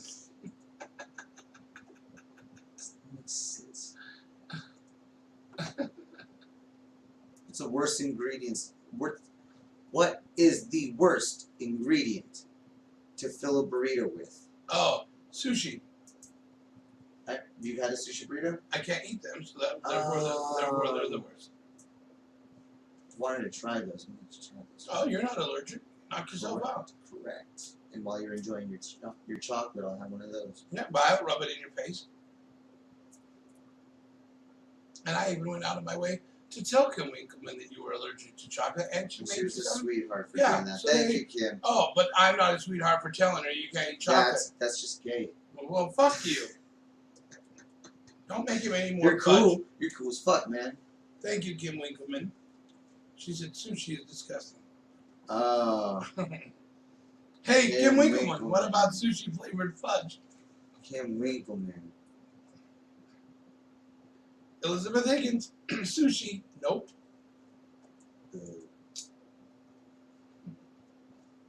What futuristic thing do you wish your clothing or accessories could do? And Kim Winkleman said she labeled all the fudge, so you know what it was. Yeah, it was really awesome. Oh yeah. So, So Kim Winkleman, what about some sushi flavored fudge? Oh, gross. Okay. Next. I already asked if your clothes or accessories could do something futuristic. What would it be? If my clothes are futuristic, what? Like if your clothes, like Uh-huh. the shit that you wore, could do something like turn into armor or fucking make you jump faster or something, like some kind of futuristic. Oh, they make me look sexy. Nice, tight fitting. Far in the future. Far in the future. You have no idea. If you had to replace your hands with something other than hands or claws, what would you put at the end of your arms? Penis. Yeah, nobody would shake my hand. Dude, you would kill it. You would kill it at the YMCA. YMCA. I would. Nobody would shake my hand. I could play pool really well. You play pool really well. You'd have to get hard first, though, right? Yeah, So you well, had to carry like some porn around every time. I wouldn't. Watch out, he's got that I porn. wouldn't need Don't porn. bet in the pool. Let's see. I would just have to lie like Pinocchio. I don't need porn. Let's see. If you could level up humans. Kim as a Winkleman said a roach clip. A roach clip for what? The end of her hand. Nice. I feel that. I feel that for sure. What movie sequel do you And wish? for the clothes, she said, wash themselves. That's one. Which movie sequel do you wish you could erase from history? Oh, Star Wars Episode 1. My man. That's the worst. My man. It's the worst. Yeah, that was hands down one of the worst. So disappointing. That and just It the, just- and it- that and the ending of Star Wars Episode 3 when Darth Vader goes, "No!" That's the lamest. He's supposed to be this big evil fucking person, and no! When he finds out Padme dies. Who? Darth Vader. Oh, when he after the When they yeah, put okay. him together to become Darth Vader, and then he gets the news that she died. And he, Oh, no! okay. That's the dumbest fucking thing. I agree. You made him a fucking pussy at that moment. Are you supposed to fear that man? Right, not sympathize with. Yeah, no, whatever. Yeah, I totally agree with you on that. She's a spoiler alert. Look, that movie came out in 2000. If you haven't seen it in 18 years, fuck your spoiler. Spoiler alert. Spoiler alert, we won World War II. Spoiler alert, Hitler's dead. Yeah, right. Oh, wait, he's in the White House, according to some people. Right. What would be your perfect vacation? The perfect vacation? The perfect vacation. Oh, Anything but what we're doing right now. I don't think you're ready for the perfect vacation from Crazy J. You have 21 minutes to tell me about it. I'm just gonna go to Jamaica, sit on a lawn chair, beach chair, drink, and that's it. Sit on a lawn chair. On the beach of Drink. Jamaica, and drink, and then I have my little grass hut that you can stay in right there. And I'm just gonna drink until I can't drink no more, Till I can't drink no because more. I'll be dead. It'll be a good way to go out. Wait. We're talking about vacation, not checking out, dude. But you said perfect vacation. I wouldn't want to leave. Oh, okay. Okay. I gotcha. I didn't say it was gonna be tragic. I just said I'm gonna drink till I can't drink no more. You'd find that favorite place that you want to be and then just booze it up. Yeah. Okay. That's fair. That's totally fair. Crazy J's thought of all of this stuff. Serious. Right? Sing the dumbest chorus from a song.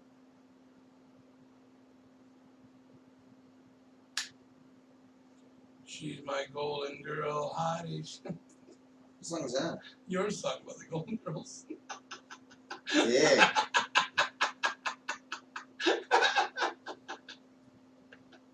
You don't even know it. Not Fuck a you. bad, not a Fuck bad, you. but I know it. Fuck you.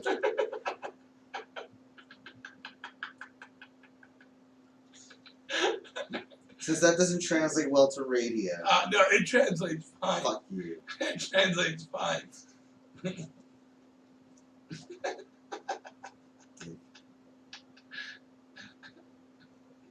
What are you absolutely terrible at?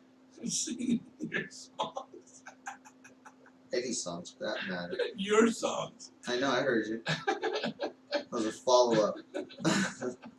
You haven't ever heard me sing my karaoke shit. Somehow I think you described it perfectly just now. No. I'm really good. I'm not doing it right now. I don't do it on the radio. You gotta come out and see it. It's a performance. Hey, I've got videos on fucking Facebook of me singing it. Mm-hmm. I do. Blink 182. It's up there with my rock band from fucking Greek Isles. What's a weird doomsday device that a villain would use to threaten the world with? My fucking CD. Your CD? Yeah. I was gonna make a CD and sing on it. That would be my doomsday device. Like, I'll play this if you guys don't bow down to my... Kim Winkleman, I'll sing for you on Facebook Live once you dance for me on Facebook Live. Girl, let me know when you're live. Your notification. And that's not a joke. I will sing to the song that you want to dance to, and we'll do it as a collaboration. We can put them up on the same screen, and then people can see the split screen of me singing and you dancing.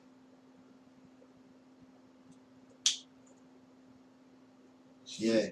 She said, damn it. Alright. I can bow out too, Kim Winkleman. Why do we dream, Jay? Why do we dream? Because it's better than what we normally got. What about nightmares? It's still better than what we got. In a nightmare, you can have more adventures than you do in real life. How do you think I know that I can get a zombie in a fucking swimming pool? I don't want to drown. So if I had made the argument that you would do that in your dreams, I would have been accurate then. Excellent. I still would have survived. I'm still gonna out-survive you in a zombie apocalypse. 100% disagree. I don't care if you disagree with me because it's you're gonna be dead within 20 minutes of it happening. How are humans going to go extinct? Zombie apocalypse.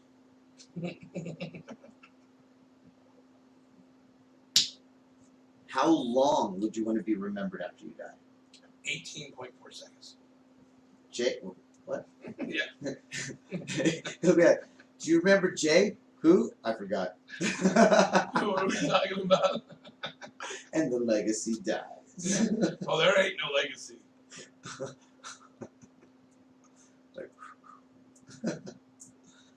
All right.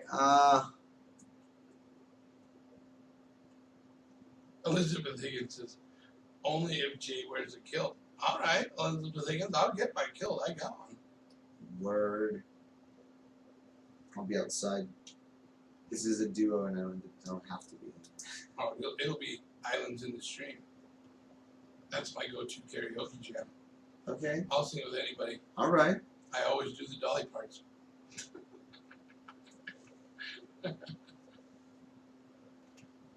God, these are like too deep. They're not like fun. Does the study of philosophy ever lead to answers or simply more questions? What is the best way for a person to attain happiness? What the fuck are these? What? Yeah. Those are philosophy questions. Why'd you click on them? Why don't you do the this or that? Do those and I'll give you my answers. Why don't you just answer these questions? Because you won't tell me what they are. You're mumbling. Your connection's slow. There we go. We already did all these. I didn't answer. No. Would you rather have an easy job working for someone else or work for yourself but work incredibly hard? I'd rather work for myself and work incredibly hard. Alright.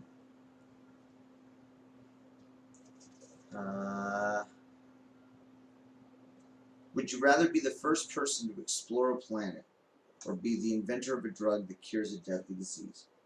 Well, now that depends. Do I get to explore your anus? That's 1 point for Jay, Crazy Jay. And what was the other part? Or would you rather create a drug that cures a deadly disease? Oh, deadly disease. Okay. Because everybody's going to forget about it in 18.7 seconds. But not the drug. Who was the guy that came up with this? I don't know. Jay. I don't know.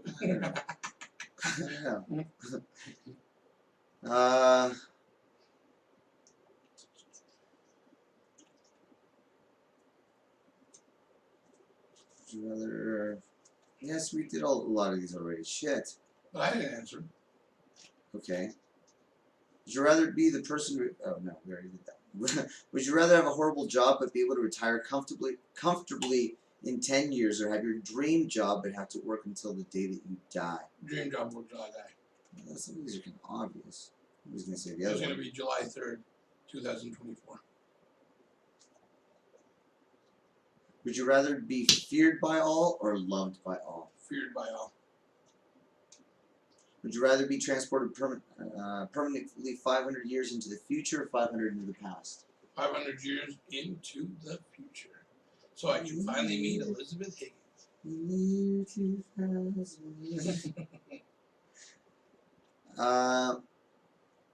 Would you rather be able to control fire or water?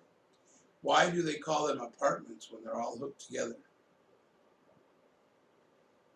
I don't know. I don't know. That's what Kim Winkleman's asking. I think she's having a stroke. And only 13 minutes from the end of the show. Rockin' Comedy Show. 100-hour stupid marathon. Why? Because why the fuck not? Yeah. 100 hours coming into a close in 13 minutes, so we got more questions to talk about. We're just going to keep talking till the end, bro. Would you rather have hands that had kept growing as you got older or feet that kept growing? Hands.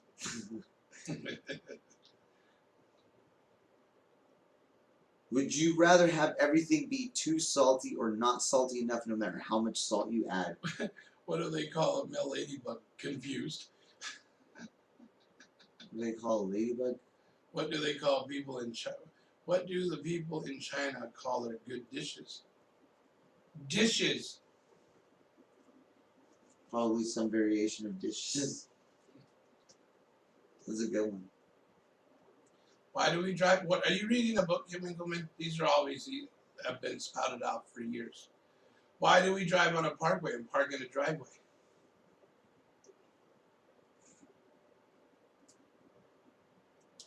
Would you rather be unable to use search engines or unable to use social media?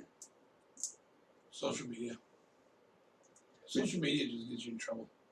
Would you rather donate your body to science or your organs to people who need them?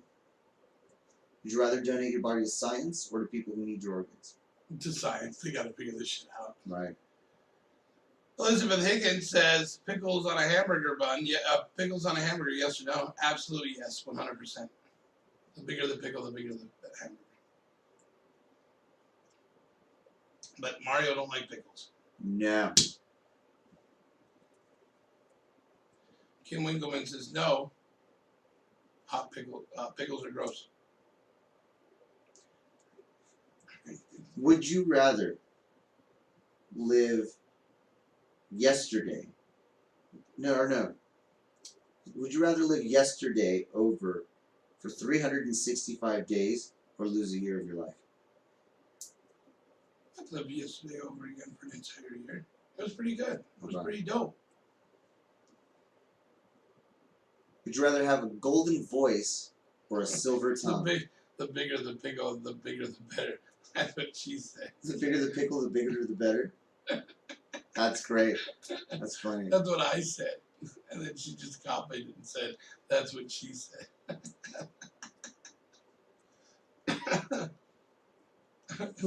Next.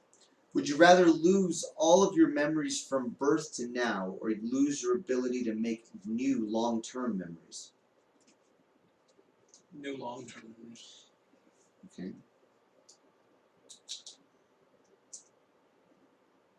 Would you rather get one free round-trip international plane ticket every year, or be able to fly domestic anytime for free? Fly domestic for free. Because I'm only going to leave the States one time, and that's when I go to Jamaica for my permanent vacation. We're under 10 minutes, bro. Well, don't stop. Under 10 minutes. There's still stuff to do. No, shut up. Would you rather? Let's see. Would you rather be married to a tent? Oh, no, we already did that one. Would you rather have amazingly fast typing, texting speed, or be able to read ridiculously fast? Read fast. Would you rather know the history of every object that you touched, or be able to talk to animals? Talk to animals. I have to go with the first one. Would you rather be a reverse centaur or a reverse merman? Reverse merman. What that would mean? What? That you would have a fish upper body and like legs. But yeah, but it's no different than a horse. See, that means that I become the ass. Because it's a half man, half horse, and it's usually the back end of the horse. No, right. So they got a picture of it here. So from the neck, from your neck, you would have like a horse's front legs and a horse. Right. So which one would you rather be? The fish. Fish. I'm already hideous. Jesus. Would you rather give up all drinks except for water, or give up eating anything that was cooked in an oven? What? Would you rather give up all drinks except for water, or give up eating anything that was cooked in an oven? Oh, you don't need an oven to fucking survive. I don't think I've used my oven in a long fuck time, that. bro. Give up the fucking oven. More of a barbecue guy than anything. I'll fucking eat outside. Right. And it doesn't have to be my oven. I'm sure there's a loophole. I can go eat something from somebody else's house. This is true. I don't know if it's a loophole I could with that. Would you rather not be able to open any closed doors and not be would you rather not be able to open any closed doors, locked or unlocked, or not be able to close any open doors?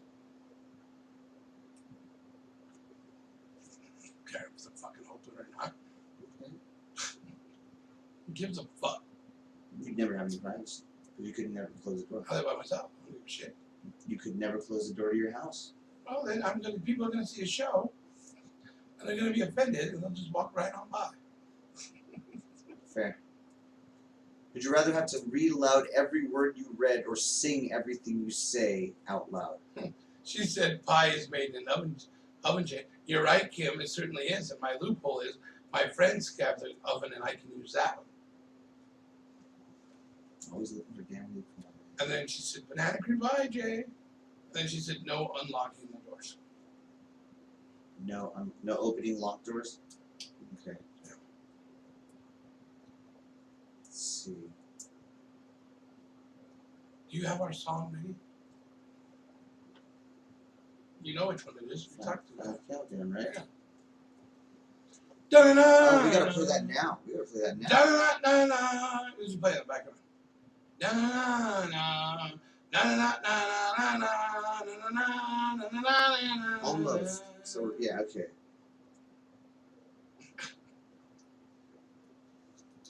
All right, so now I gotta keep track. Oh, we got the timer right here. Let me bust that out.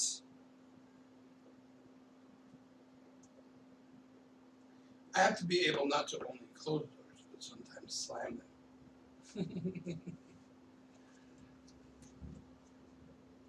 Turn up the monitors so they can hear it at home. Monitors? Yeah, last ones. Here I go.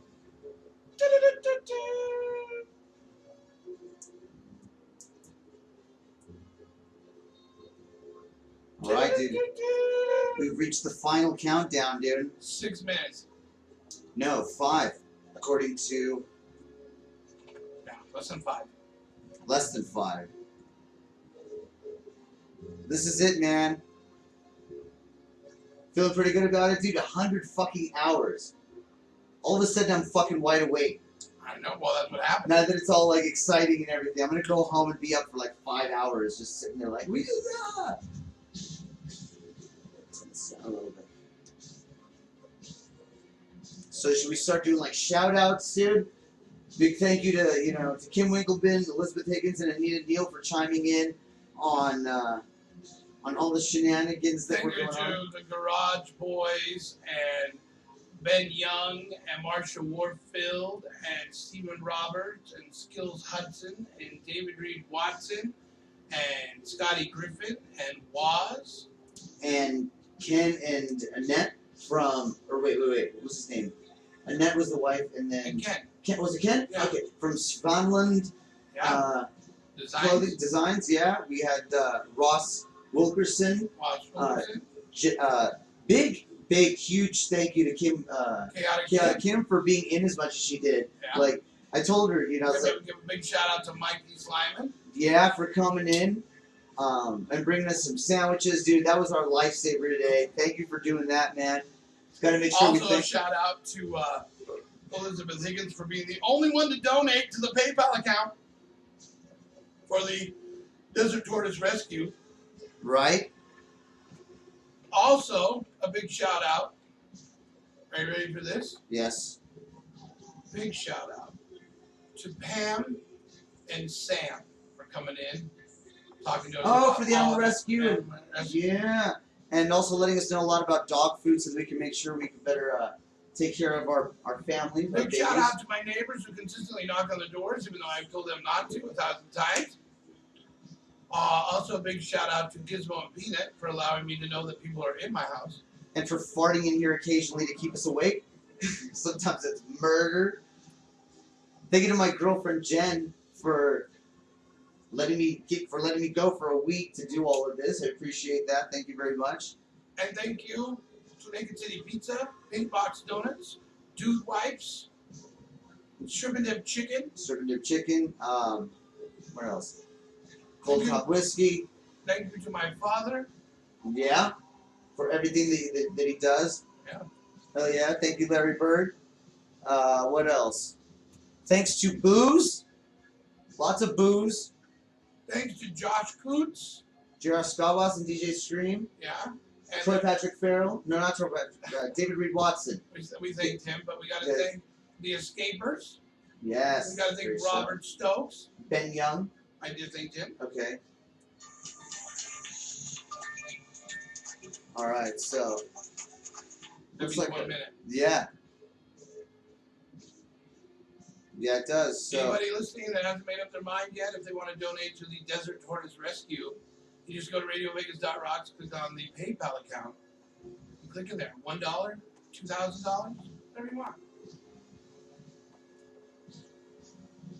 Hell yeah. Dude, I've never been so excited to be done with anything. It's been pretty cool. So we got to make sure we Big shout screenshot. out to Zip Biz, All Natural Energy, as well as Hangover Joe's. And let's give a big shout out to Kim's son for coming by. Yeah, Jackson. Yeah. I'm literally taking a screenshot of every second. No, I gotta find go through all those. Okay. We just till we get to the last 10 and then done. Oh man. It's gonna be so nice for this to be over. But I'm excited, man. Alright, here we go. 10, 9, 8, 7, 6, 5, 4, 3, 2, 1. And here we go. Of course we have feedback, right? You don't know how to fucking do it after 100 hours.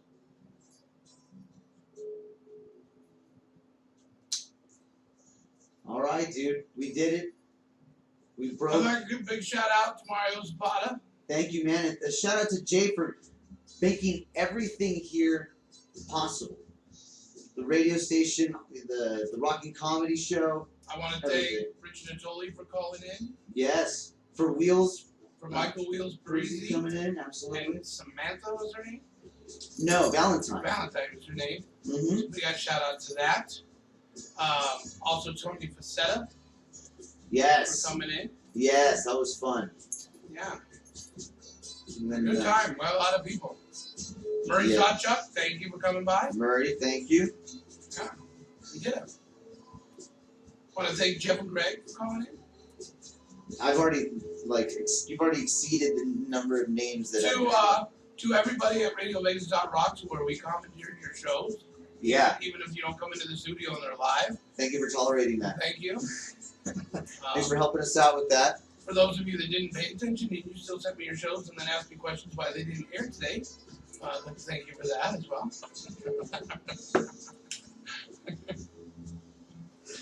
Oh, I would like to thank the old guy that left the message on our speak pipe when Street Harmony Review didn't air on Wednesday night at 10. He goes, "Hey, where's Richard Joe?" And then you hear his wife in the background go, "What did he say?"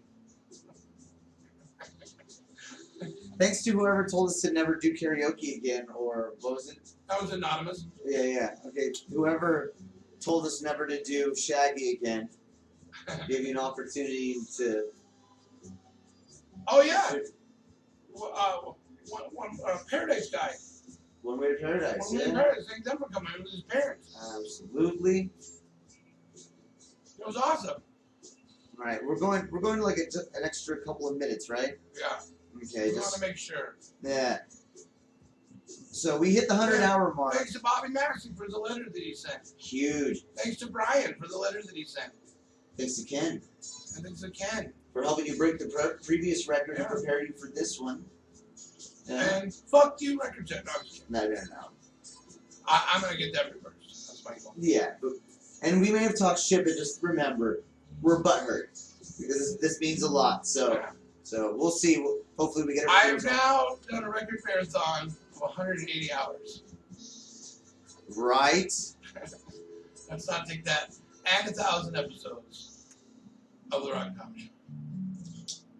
Ladies and gentlemen, this is what it sounds like when we're done. It's not playing. Come on, play.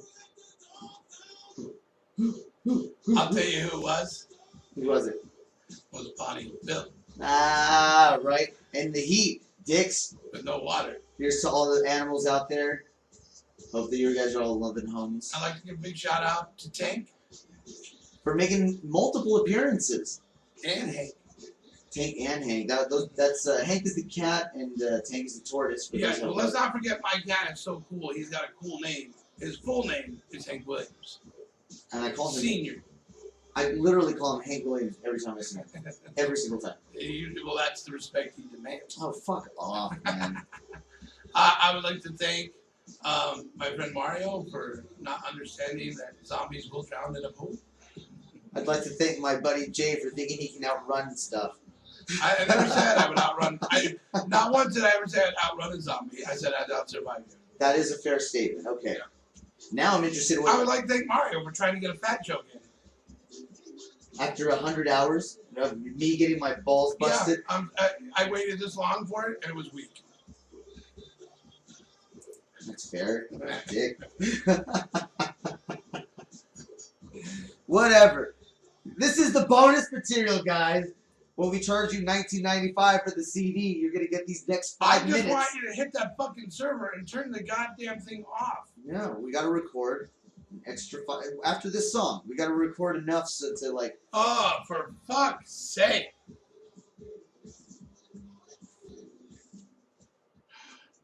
You can add all that later in post. Okay.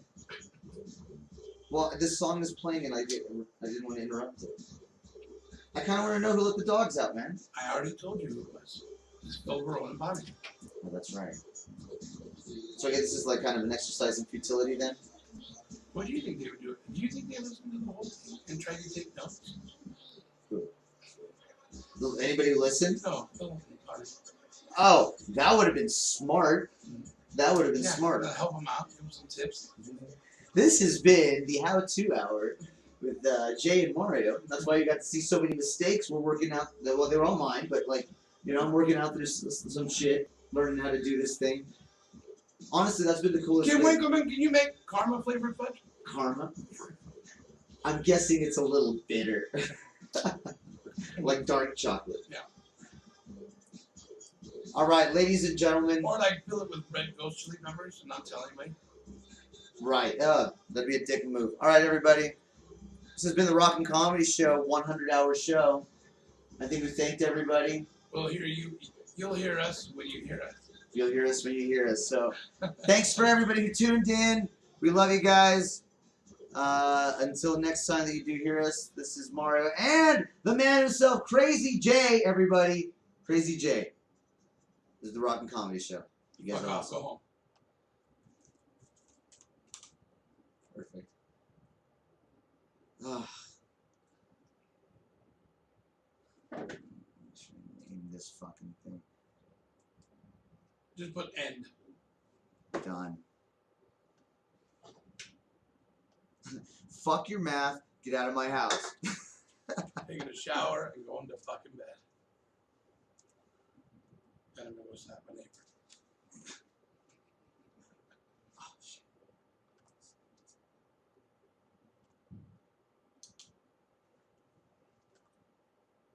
Well, bro, We fucking did it, man. that's it. Facebook Live, we're still going. That's right. So if anybody says any shit, That's it.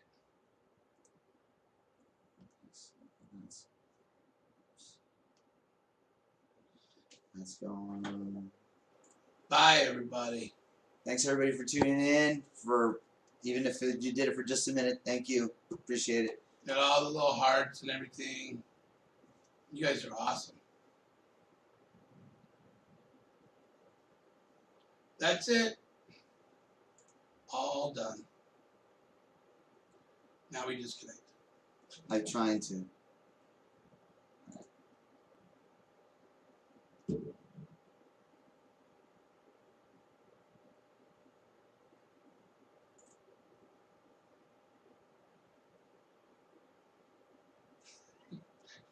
She said the absolute best ending Yeah, line. I got that too. too. Bro, Boom. boom. And look, dude, literally one of us was in here the entire time. Yep. We fucking did it. So if they fucking say any duo shit, Oh, I'm telling you right now, Kim Winkleman and all them, they will destroy them. dude. Yeah. gonna have a cigarette and call Jen. Fucking. Just dragging it out. Just dragging it out. dude, I could literally just walk right the fuck out of here. I'm trying to. But yet you're not.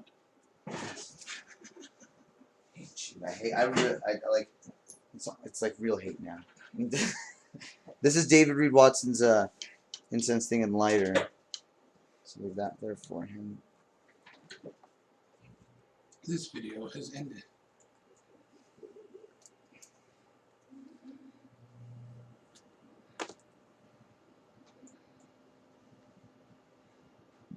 I'm gonna smoke. I'm gonna put my guitar away, and while Jen comes. Last 55 minutes.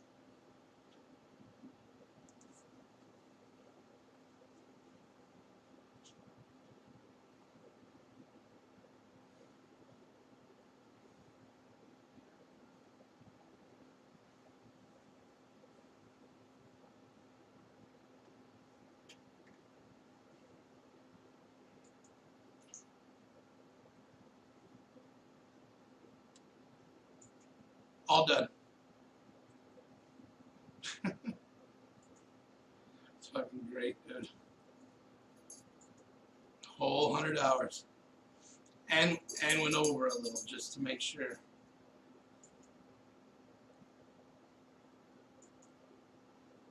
We've been doing screenshots.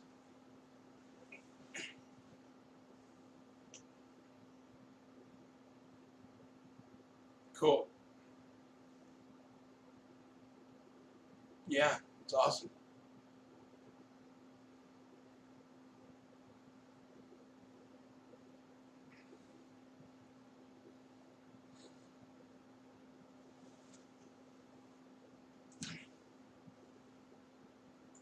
A 108, let's get it right.